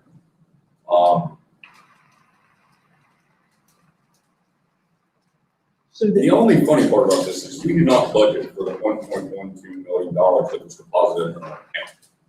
That's right. So how does that exactly work? So Because this we didn't budget for is it. actually causing us an accounting problem because we have $70,000 worth of expenses that department heads have sent to us for FY20 that have been flagged, hey, this is COVID. And we can't charge it, so the rules are the money has to be supplementally appropriated and it has to be segregated. As long as it's running through an FY20 budget, like in a department, I can't use COVID money. All that money has to be moved. That's why in my supplemental appropriation, I set up a new fund, Fund 14. But I can't start, I haven't been able to charge anything to that because I have no appropriation. The problem is going to continue for FY21 because department heads are continuing to mark bills COVID, and I have no FY 21 appropriation. So the longer this goes on without an appropriation, the more of a bookkeeping headache you're creating on in my department. Wouldn't it be appropriate to do CARES/COVID appropriation? You did one for FY 20, so you can set it. The whole thing. No, you cannot appropriate the money because it's $1 million and you have to have a public. 100%. So let's do the public hearing at the first meeting in August, and then we can have it, once we do the public hearing, if it goes positively, then we can go ahead and do the appropriation, post that public hearing. Yeah, my concern is that, you have to have the right number to put in the advertisement. And that has to come off of, it's what's the total bucket less what you already charged to FY 20. And I hate to say it, but I kind of feel like I need to be involved in that calculation. Right. But you're running the bills on it. Right. And we've done $70K worth of appropriations already tonight. There are other, one of my other concerns about this is that, you're all familiar with the term pass-through money, where you get money from the state or federal, and then you give it to someone else. Well, when you do that with federal money, you have certain obligations called subrecipient monitoring. So for the things that you're talking about that are going outside of the county umbrella, and that may include the school board, there are additional accounting considerations, and I actually don't even know I need to talk to our auditors about what we need to do. But it has to do, one, with how it's reported on our books, and two, what we need to do, because every time when we get federal money, and you may know this, when we get federal money and we give it to somebody else, we're on the hook for making sure that third party. So we need receipts. Right, it's not just receipts, it's more than just receipts. So we need to look at that whole issue about who do you think you want to give money to, and what do we need to do to make sure that on our end, we're okay. Because you can. So get the correct numbers. Get the correct numbers, right, party, please. All right, so bottom line is, all right, so we had $1.1 million. We've already appropriated 70 grand, so we got the number then to go to the public hearing for, right? We got $1.1 million minus 70 grand. But we would And we appropriated the whole thing. So it's why like, would we not? It expires in December. What we can do is budget for the whole thing. So there are multiple pots of money here that are involved. It's not just this coronavirus relief fund, but there's a sheriff's department grant, there's some school money that's flowing, there's the election folks have money, so the budget hearing ought to be on the total amount. Then we can clean up the appropriations later. Budget hearing has to be on the FY 21 amount, not the total amount. Because your budget hearing relates to a fiscal year. Agreed. And you already appropriated, you just appropriated a piece of this today. Yes. So it needs to be less. So subtract that out, Right. get the total, and let's move on. The other thing, there's one other thing that I think was mentioned, which is the Boys and Girls Club. So I got a call from them several weeks ago where they were looking for they had a separate pot of money that they were trying to go after, but they needed the county to sponsor them. Did you ever? Well, I referred the call to, I said that the county administrator's office was. That's all right. Let's see here, you got a contact for them? I have several contacts, but I think that, the last thing I heard from them was they wanted us to sponsor, they couldn't go after the money themselves. We had to sponsor them, but it wasn't part of our period. Now, hopefully we didn't miss the deadline on that. Get them in touch with us and see what we do. I understand the yes. What else got down that? All right, let's go to the back page. I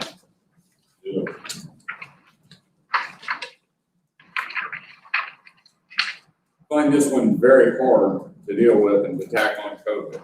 How is land acquisition a COVID-related expense? The idea was that we have emergency public safety radios. And we have dispatch folks to take care of them, or if they need information from medical providers on how to deal with it. This was the idea. Now, this is more work, more research. I think it's very probably. What do you think?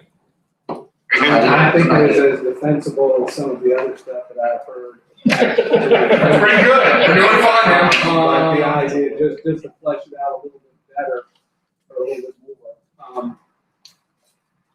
If we are trying to cover areas because of the urgencies caused by the COVID phenomenon, and we need expanded communications, and we do not have perfect communications throughout the county, acquiring space where we could install these communications is under the, you can make an argument that is covered under code.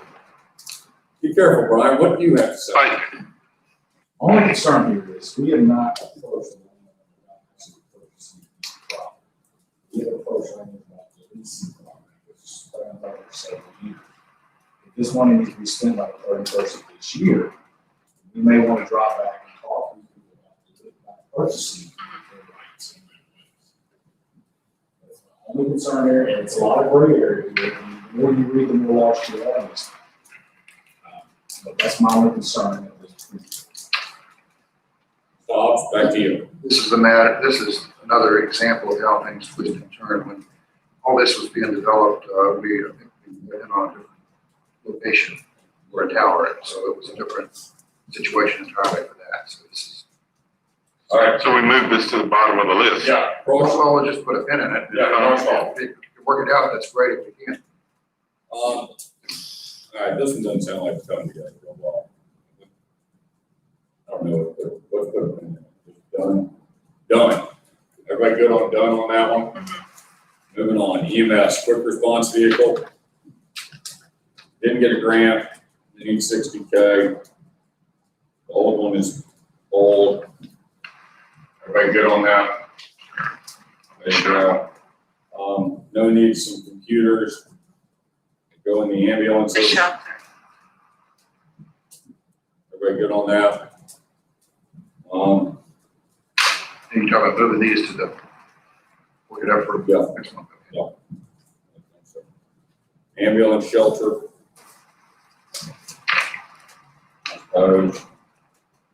They're quite a little city out there, so. No way to do an addition to the existing shelter we have. Do like a little shanty town or something. We talked about it. There you go. Need a cellular antenna with some modems. Colbert or Navon. Telemedicine. Everybody good with that one? Transfer station costs. We know people are throwing more stuff away. I think the number was that we were up like 30% earlier. Which actually, I think it's good. I really do. I mean, we know there's going to be some costs associated. Maybe we can cover some of those. I'm good for an extra 30% from my house. Thanks to it.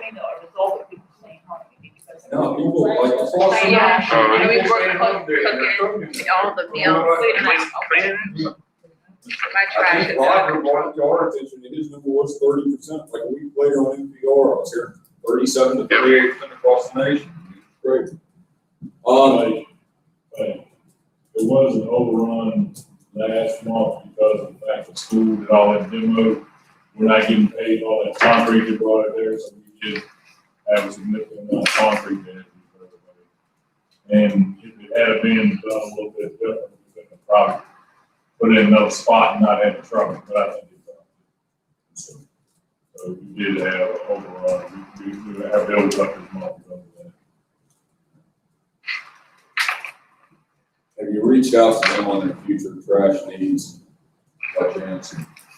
They think you got all the concrete done. They're still tearing it I would have been talking to her about that.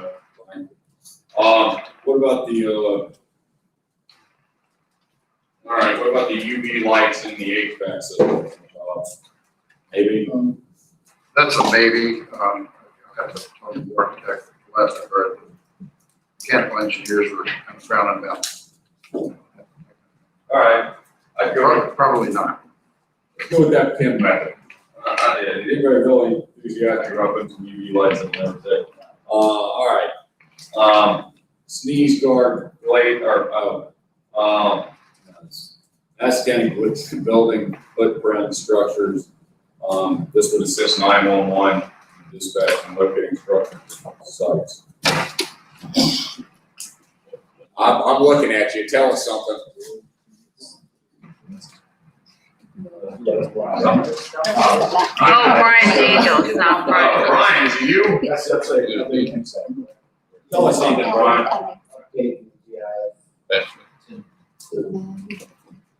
Draw the buildings later, redraw the buildings later, so that we locate the buildings. What we're currently doing, what we're Whenever we, this is in the inside, we'll our buildings there doesn't get maintained, where they draw the actual footprint of the building on the.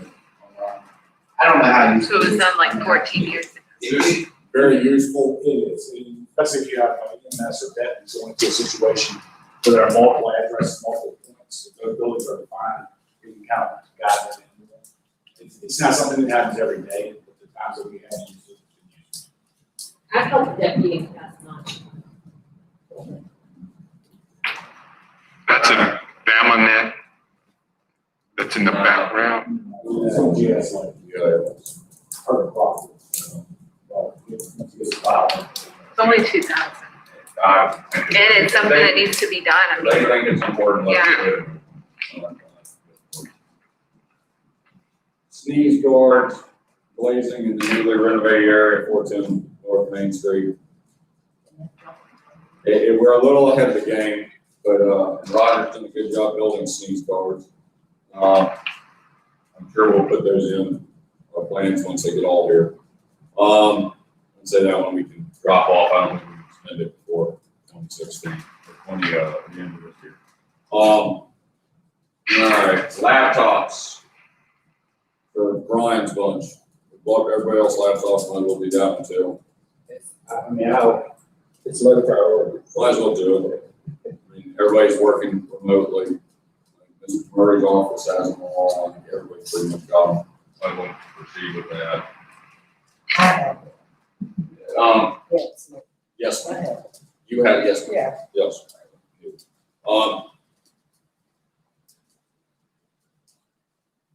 No, this is $90, but I don't know about buying t-shirts. I mean, give me something that really inspires us. We had an interim lieutenant promotion, make sure we had supervisor coverage. Due to the pandemic.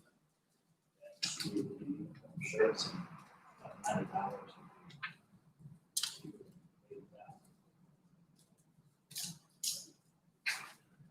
I think we should read this up to Ms. Hoffman. Ms. Hoffman, go ahead. This is it. Why don't I just give you $90? We're gonna do some. $5 saved. You did real well. I did. $12. What's the deal with the brochure rack, Mr. Hobbs? That got approved. Oh, People were touching the brochures and Sneeze That's and multiple cough. I'll people. touch it when you get in this rack. this was an early on thing, Tracy. This better be a I fancy didn't- rack. I didn't put anything up. $5,000. This was a conversation from several months ago, that, well, we can't have just everybody flipping through the visitor center, we need to do something different with racks. That's different thought than. So then where does the 5,000 come I, from? All right, so let's mark that off the list. Can't put that in there. All right, moving on. Like we crazy. Oh, That was news to me. Some of this stuff. The true up from the jail, the COVID expenses, it actually looks like we, getting some money back from the jail. I was on a phone call yesterday, or Monday, just for the juvenile detention center, and there was a discussion about the regional jail, because there's several members of the juvenile detention center that also participate in the jail. First of all, that has to go through the board, so, like, are you on the, has there been any Regional discussion? at We- board or commission level about asking for that? So- Yeah, we did have a meeting so last. The scuttlebutt from that meeting is that if CBRJ wanted to get reimbursement for those expenses, COVID expenses, number one, they have other sources of funding, and two, they have fund balance. So there's no, right now, unless somebody tells us something, and, you know, really, like by this point in time, somebody should be telling us. I would assume there's Well, let's go nothing to there payment. for FY20. I don't know about FY21. So, What about you, Mel? so for FY21, those numbers were taken from something preliminary that was distributed to the Finance Committee. The Finance Committee on the FY20 piece has not agreed to that, because these are expenses that were already covered in the budget. And the consensus among the Finance Committee, which makes recommendations to the Commission, is that if the Juvenile Detention Center wants to seek reimbursement for that, then they can pursue FEMA money. But most localities now, their CARES money is committed and they don't want to make any additional contributions. There's been nothing done again on the 16,000, no recommendation that was just an estimate. They haven't asked for any money. All right. And one other thing, found out yesterday that because we had this huge bill come due for our contribution to the Juvenile Detention Center the last couple of years, we're due to get an $89,000 credit. Great. So, and there's also, we're not going to get very much of it. There's also a plan to distribute $150,000 worth of excess fund balance. Right. So most of the participating localities are looking at this in the sense of, if you need extra money, we may be able to give it to you, but we're not sure we want to use our CARES money to give it to you. So I wouldn't assume right now that there's any, but there is no formal request or approved request for CARES money from the detention center. Cross them all. Well, no, not yet, not so fast. Correct that.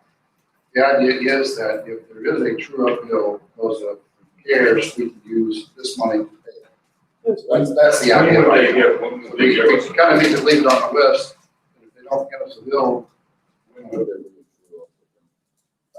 somewhere down the line. Obviously, if we spend all the money on other things, it's not there, but it doesn't need not be on the list.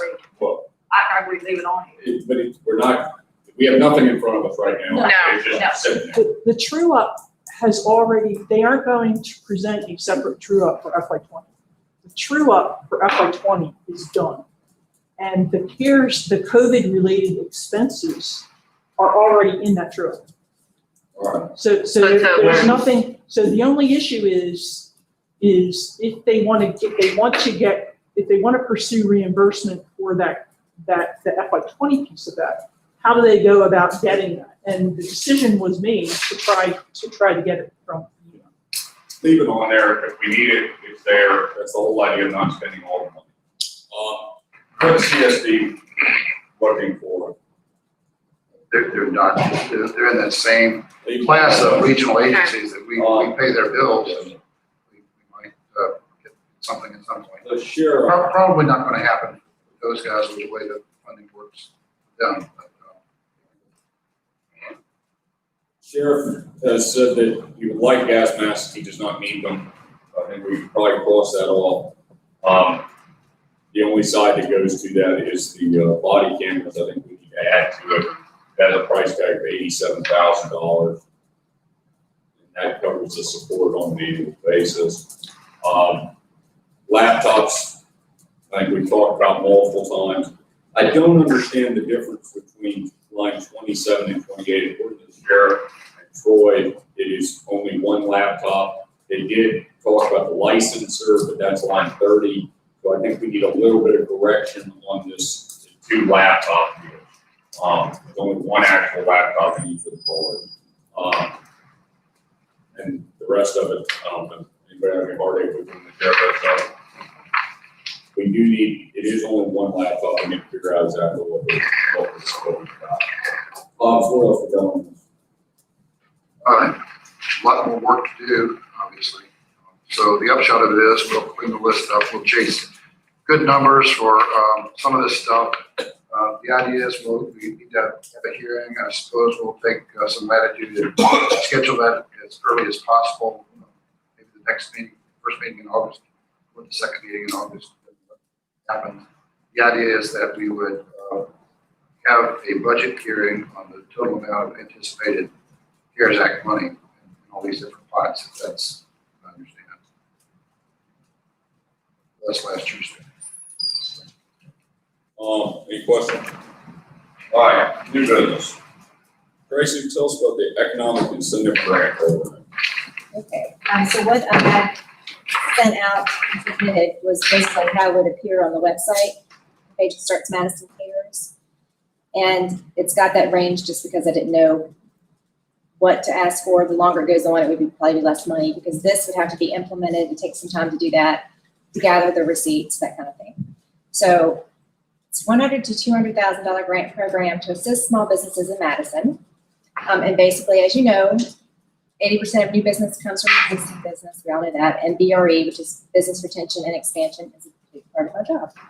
So this is to help businesses provide immediate relief during the COVID-19 pandemic.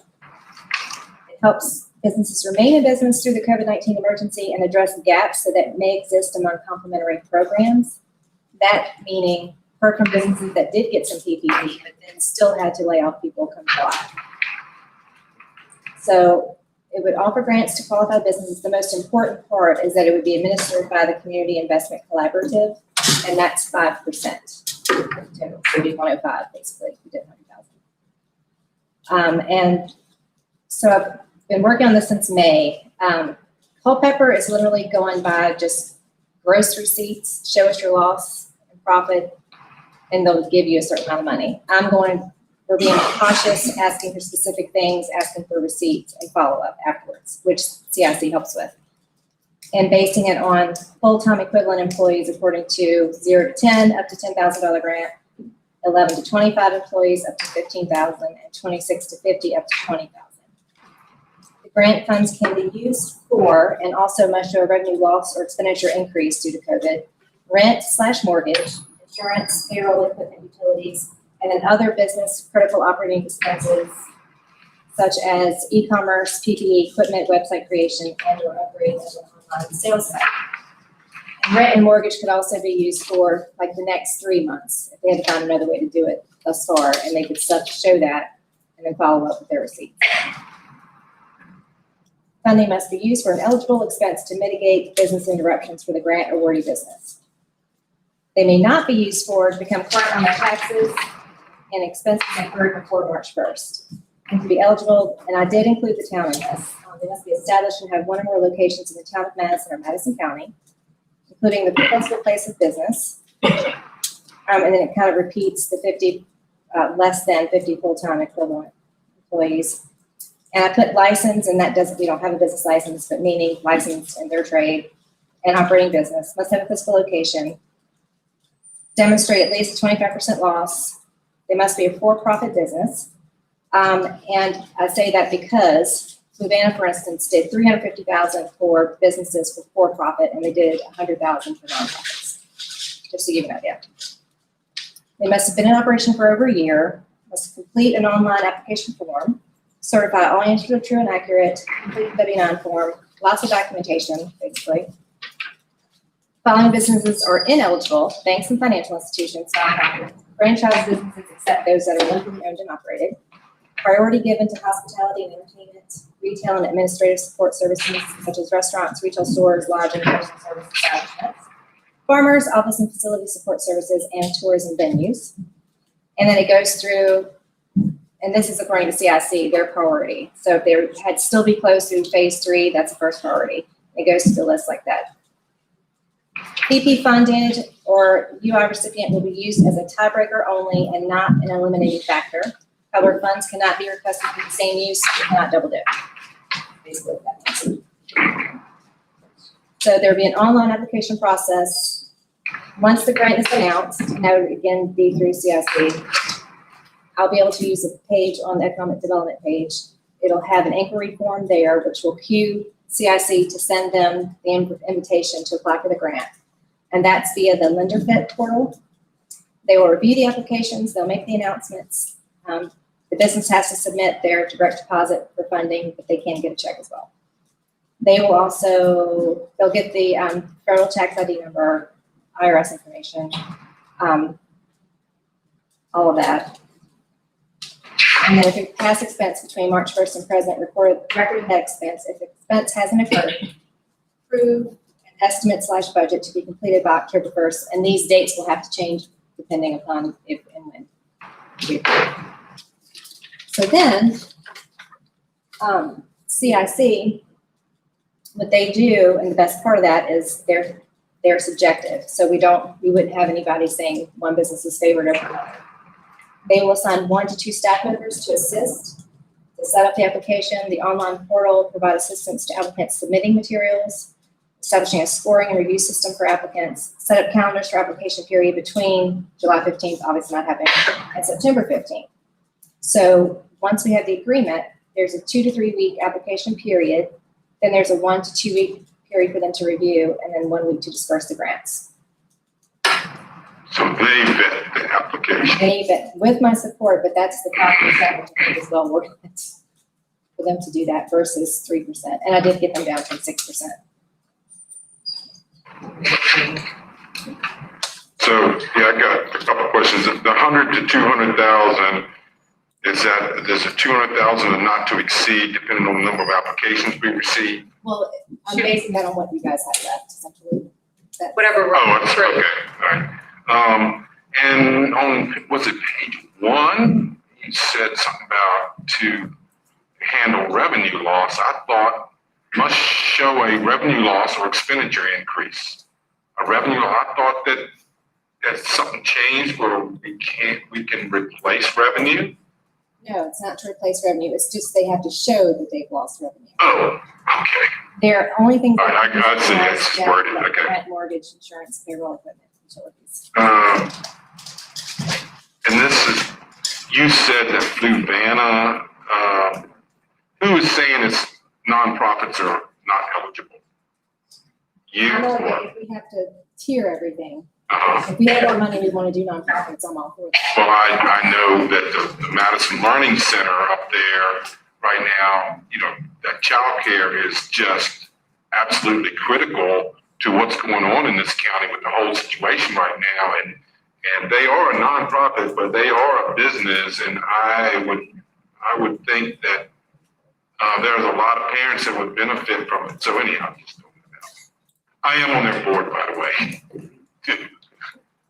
But I want to dive in that path. yeah. But yeah, there's a lot of localities doing this. I reached out to some other board of supervisors. They are doing that. For nonprofits. No, not nonprofits, just for this business recovery, just the grant. So they can make a request out of our CARES fund, independent of. Nonprofits. Yeah, they can make, they don't have to go through this program to do that. Now, it can't be for revenue loss, but it can be for other things. I have a couple. Is this organization a nonprofit? Or is it like a governmental organization? It's a governmental. So my question is, how does the money work? Do we give them just a big pot of money and then they spend it? Okay, so this is the perfect example of what I'm talking about, subrecipient monitoring, where we hand off $100,000 to another organization and we have to monitor their compliance with all these rules. And I'm sure that they are fully aware of what they are, but we still have that responsibility. Anyway, but it'd be lump sum. Just give them a check, basically. Okay. You said the 200,000 was what we had left. I said 100 to 200,000, just basing it off of conversations that we've had already, not knowing what would be left, if anything. So it could be 100,000, which would be 105,000. if it's, Well, like, want to keep pursuing it or not? I'm fully in favor of making whole and satisfying the needs of public safety in our internal departments before anybody else. Keep government operating, critical government operating completely and aware with the COVID expenses, teleworking, all those, we need to be catering to that. I do have a little bit of hesitancy on this because there's been a handful of other programs put out there. Every other county is doing. Yeah. And just see what we're left with. Yeah, keep it on the list and see where it goes. I'd rather hold back on it. Wait a little bit and see what we need. We'll hold back, wait till we get to the August meeting when we know some real numbers and see where the list shakes out. And then we can talk about implementing something like this. As long as this lasts, the work is actually gonna be on business. They've gotten a lot of upfront payments at this point. So. All right, other questions about this? Comments, thoughts? Grace, thank you for doing hard work and putting it all together.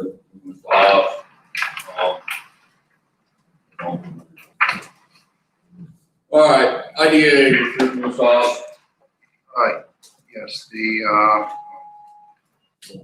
checkout, new requirement that IDA members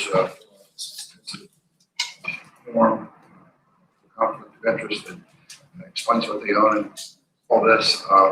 Had 4 members of the IDA resign. We might get as many as 2 more. One of the remaining ones has filled out his forms already and I understand. So we are lacking members on the IDA. What I would do, pending adjusting instructions, is put an ad in the paper next week to try to get some applicants in time for you to consider at the August meeting cycle. But everybody knows that our ad in the paper program doesn't quite work, so suggest board members might want to put some thinking caps on and talk about nominating folks. I have reached out to one. Nobody wants to disclose their personal information. It's gone from, And you can understand why they would. Yeah, it's gone from Absolutely ridiculous. 1 page to 25 pages. What'd you say? What'd you say? It's gone from 1 page to 25 pages. Absolutely. So they're doing something different than we do? And I've been No, saying, they do, but they're doing basically the same as what we do. It is the same. It's. They've never had to do it before. Of course, you know, Warren County hadn't happened. Warren, Connell, and. Yeah.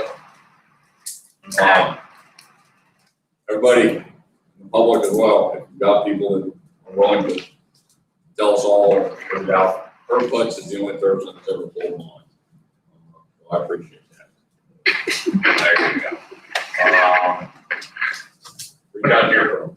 One thing I would point out, and Trish might back me up on this, but Madison County operates its IDA, or Madison County's IDA operates under the old school, what they do is issue bond. So somebody brings them a package and they pass through. That's not the way a lot of counties are doing it these days. They use their IDA, we categorize them and we title them as economic development authority to do more proactive work in terms of chasing projects for recruiting industry for different types of businesses, acting as the decision-making body for some of these economic development grant programs and things like that.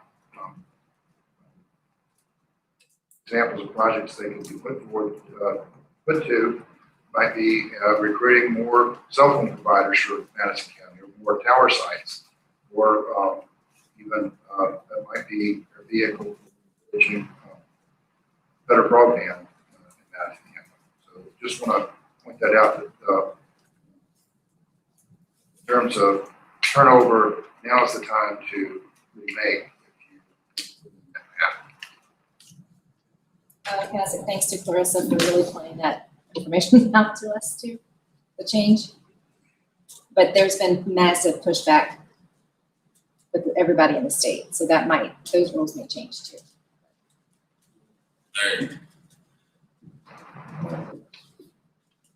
Have we sent something to the previous members thanking them for their service? Send it, you know, we could probably do that. I should send them something. Yeah. That was a pretty good group of people. Mhm. I mean, Yeah. it's absolutely incredible to do so. Fantastic mouse. All right, moving on. Financial software implementation.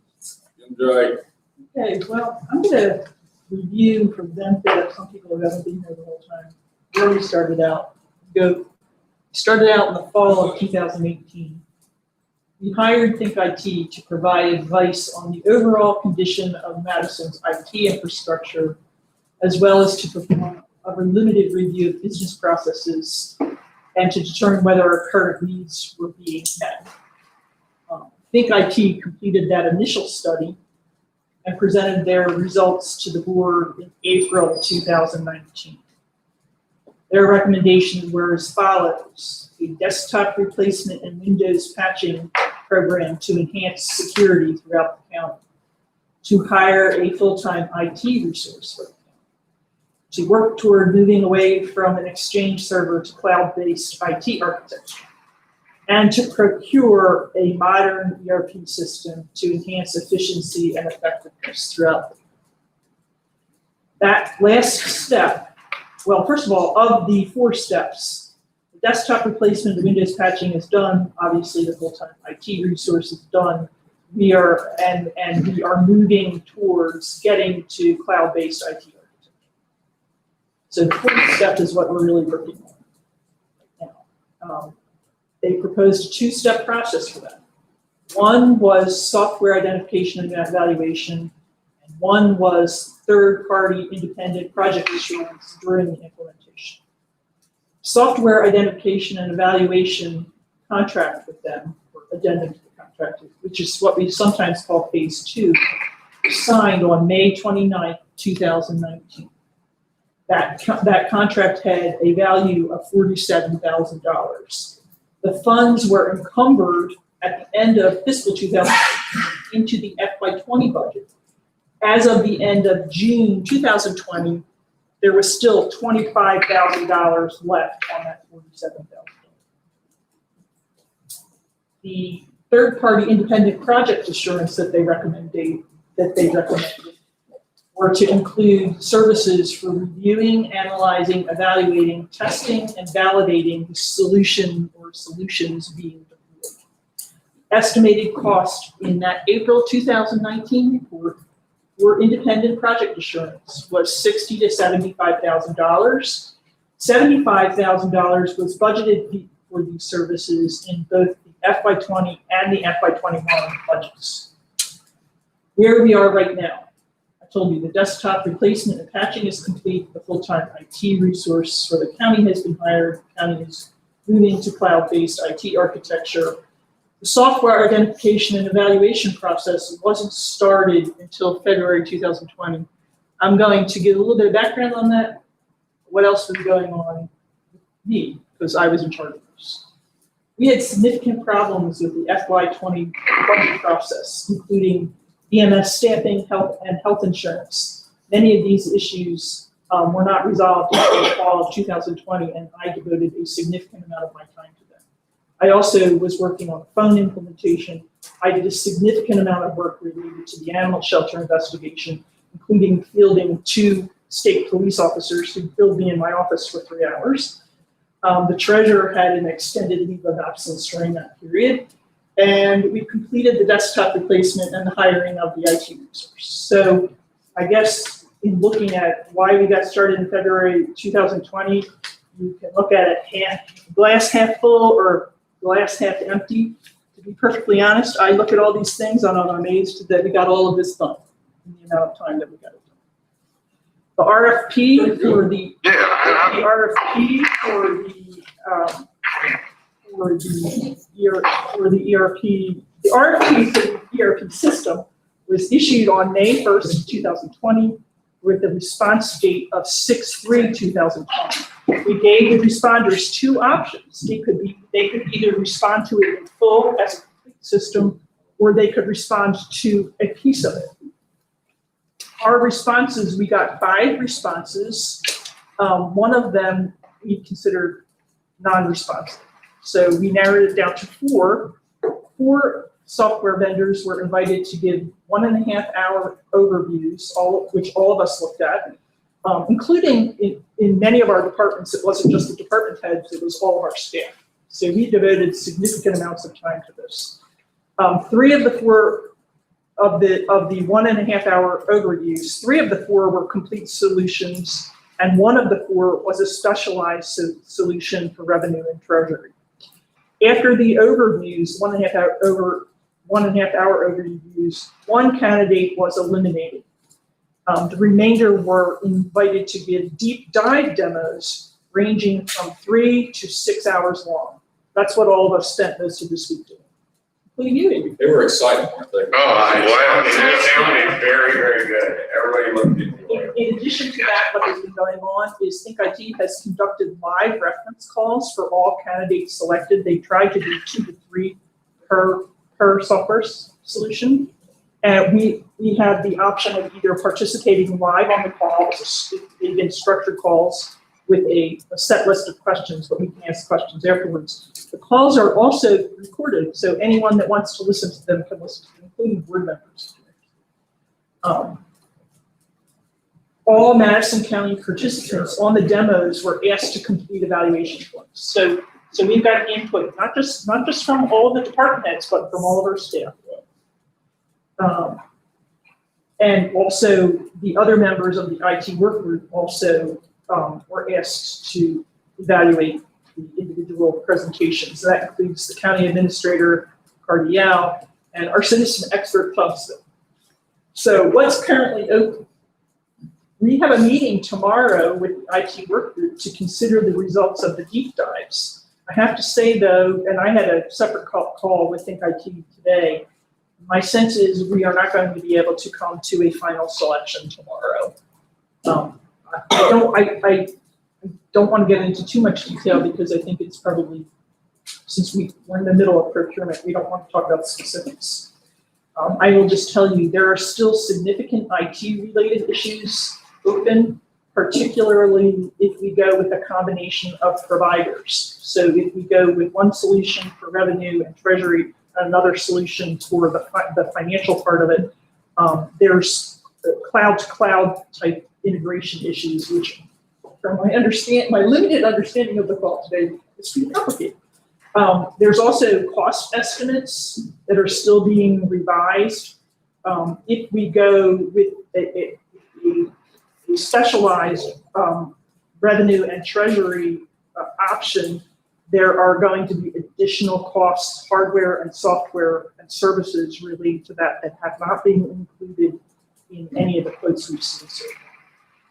Another issue came up, which is one of the board's priorities as of I think last fall was to implement some kind of records management solution. Well, as it happens, at least one of the solutions that we're looking at has a records management solution built into it. Two of the other ones we're looking at have the capability to integrate with what is recognized as the top records management. It's actually called Enterprise Content Management, ECM. There are providers that do nothing but that for local governments, and there's one in particular that's like the nation's leader in that area.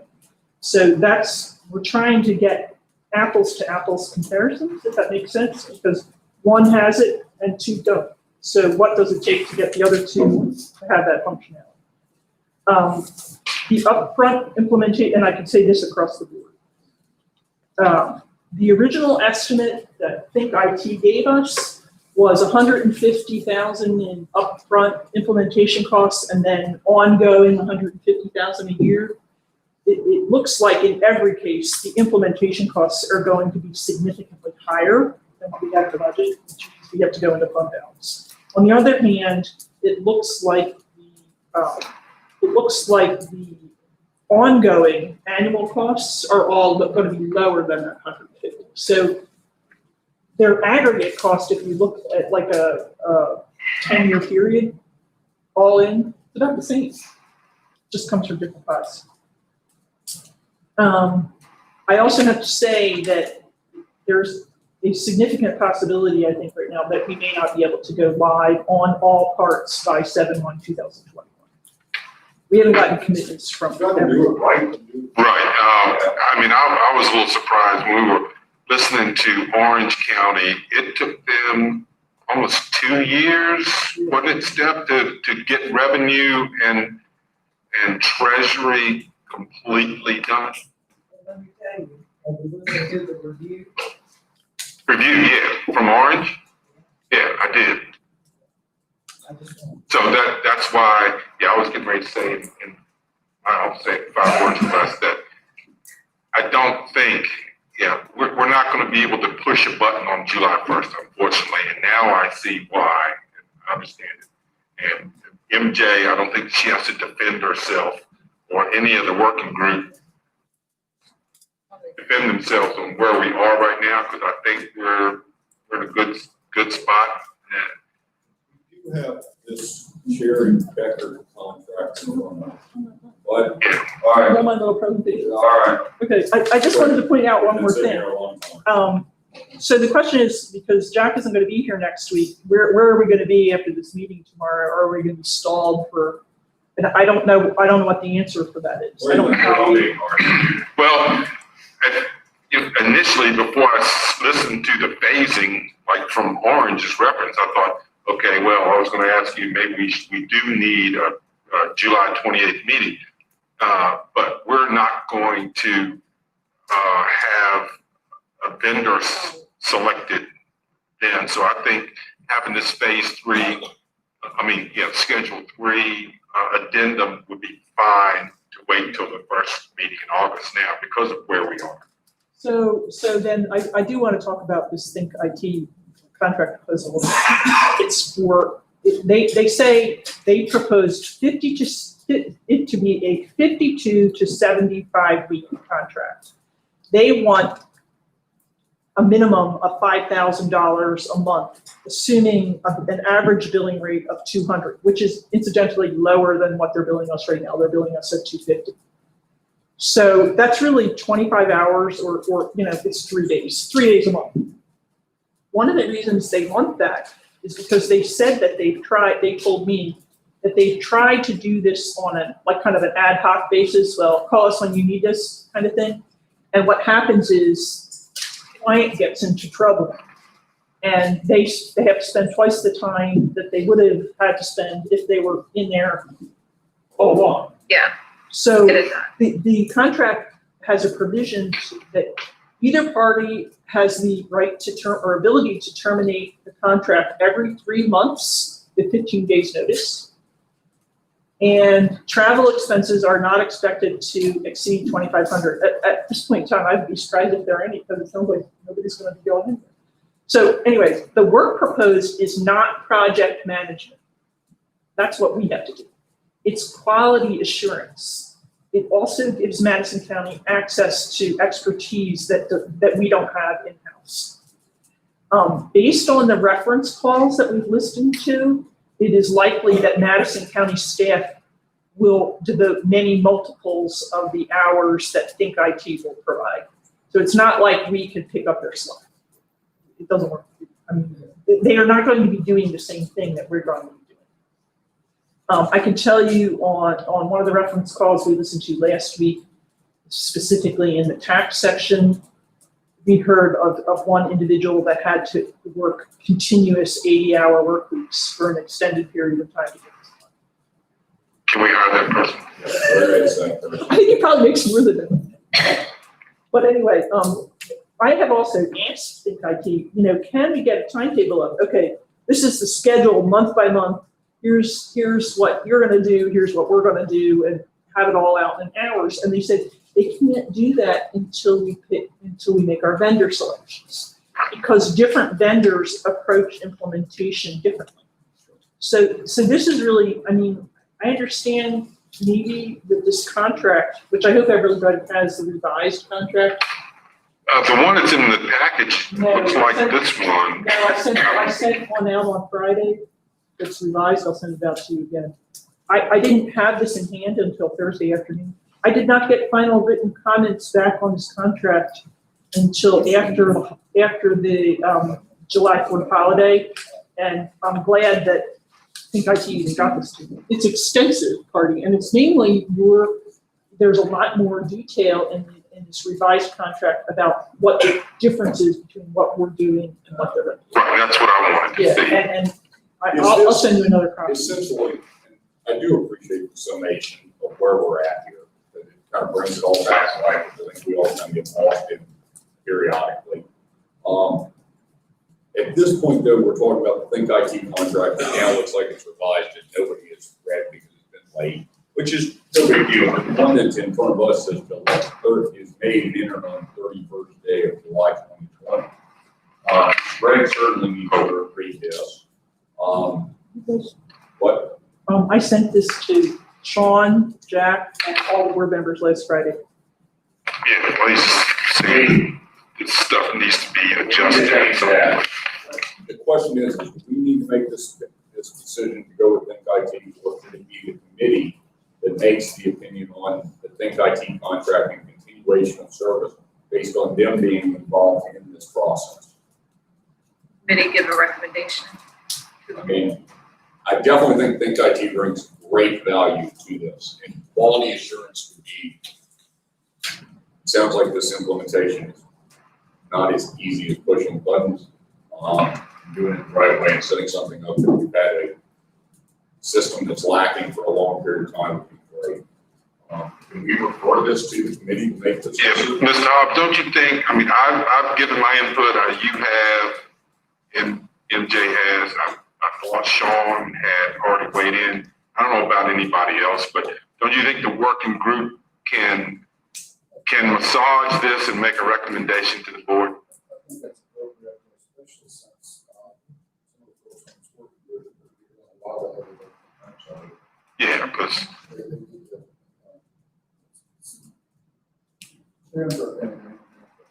We all think like that. Brian? so Steph, have you seen this? Well, yes, I think I saw one. I don't know if You I see that, so No. Okay. yeah, So just send it out. I will. I'll send it out to everyone. We're ready to make a decision. I would ask that you not attempt to put extreme restrictions on interaction. We know. Y'all are ready to make some decisions. I mean, What? I think in the building, are all the committees except for Tom's here, right? Yeah, pretty much. I mean, this last schedule basically just defines what they do versus what we do. And I went through and I saw some of the stuff like they wanted to do, and I said, we can do that. So that's the. I think it was imprecision with language more than them actually thinking, like, the stuff that you thought they were gonna do, I don't really think they thought they were gonna do. But I think the language needs to. When the board enables the committee to come up with a recommendation, I mean, does everybody think the board or the committee is made up of responsible enough individuals to make this decision? I mean, maybe missing one, but I'd say we give it to them and let them make the decisions on correctly going. Especially on the basis that we don't meet the second time in the month, we would hate to delay something that needs to be implemented.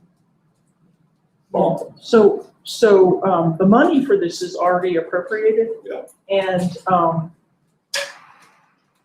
I would ask, if possible, I would really hope, Cardi, that we have a decision by the end of the month at least. Yes. Not to wait till that first meeting in August to sign this, because it's getting down to the point where every week counts now. And, to have like 2 weeks of downtime where we can't move forward because we don't have a contract. Y'all are going to meet tomorrow, do a roundup. And this will be part of the talking. Go from there. We need to vote to enable the committee to make this decision. Everybody good with this? Everybody shaking their head positively? Committee? Well, understand, board still has the final authority, but the board can. Absolutely. And we're gonna trust in us. What's that?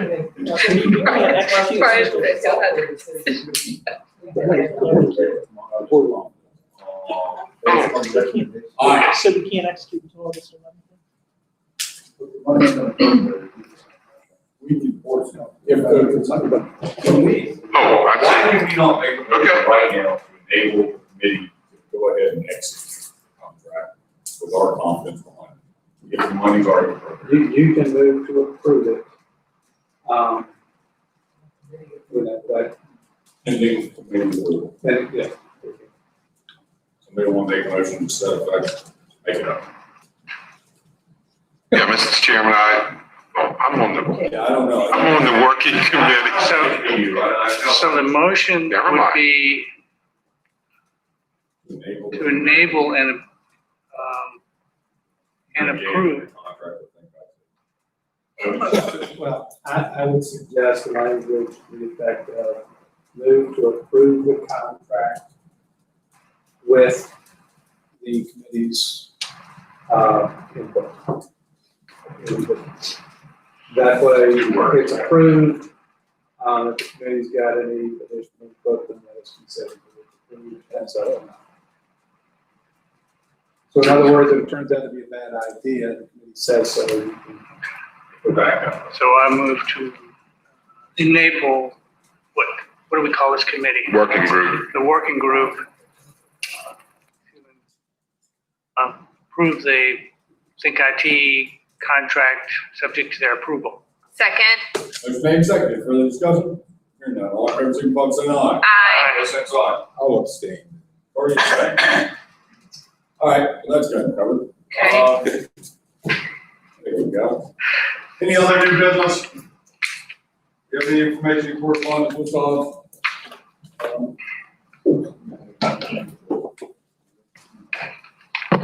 Yes, there's some letters in your sticks that you don't want to look at, following the files. But the one question that is outstanding is the folks from the Red Management and Community Services Board say they are willing to come give a presentation on the work plan and so forth. This is an annual thing they do in years past.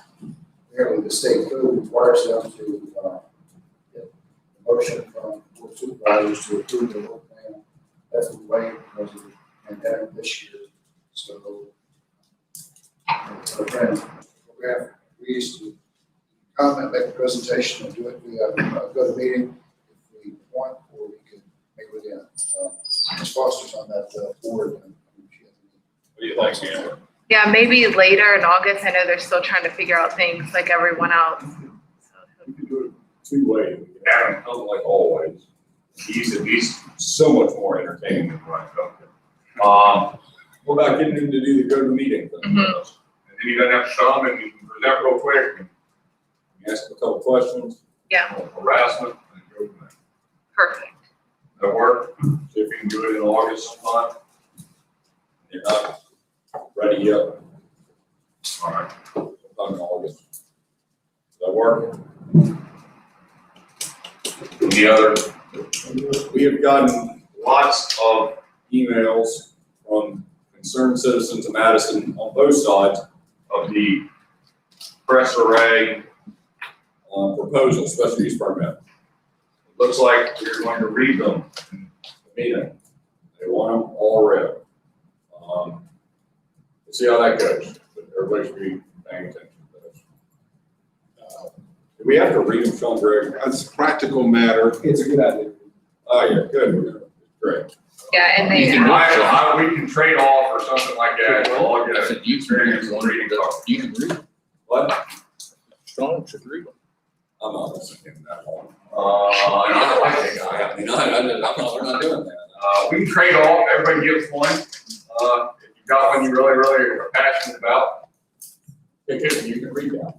Mr. Jackson, in that regard, I'm not aware of any law this effect, but to avoid the appearance of impropriety or any support one way or the other, it may make sense to have one person read all other two members. Or two people, because there's Read the letter. Read the letter and be done. All right. So, I was talking to Mike Monsko earlier, so tomorrow night's meeting, which you're all gonna be here,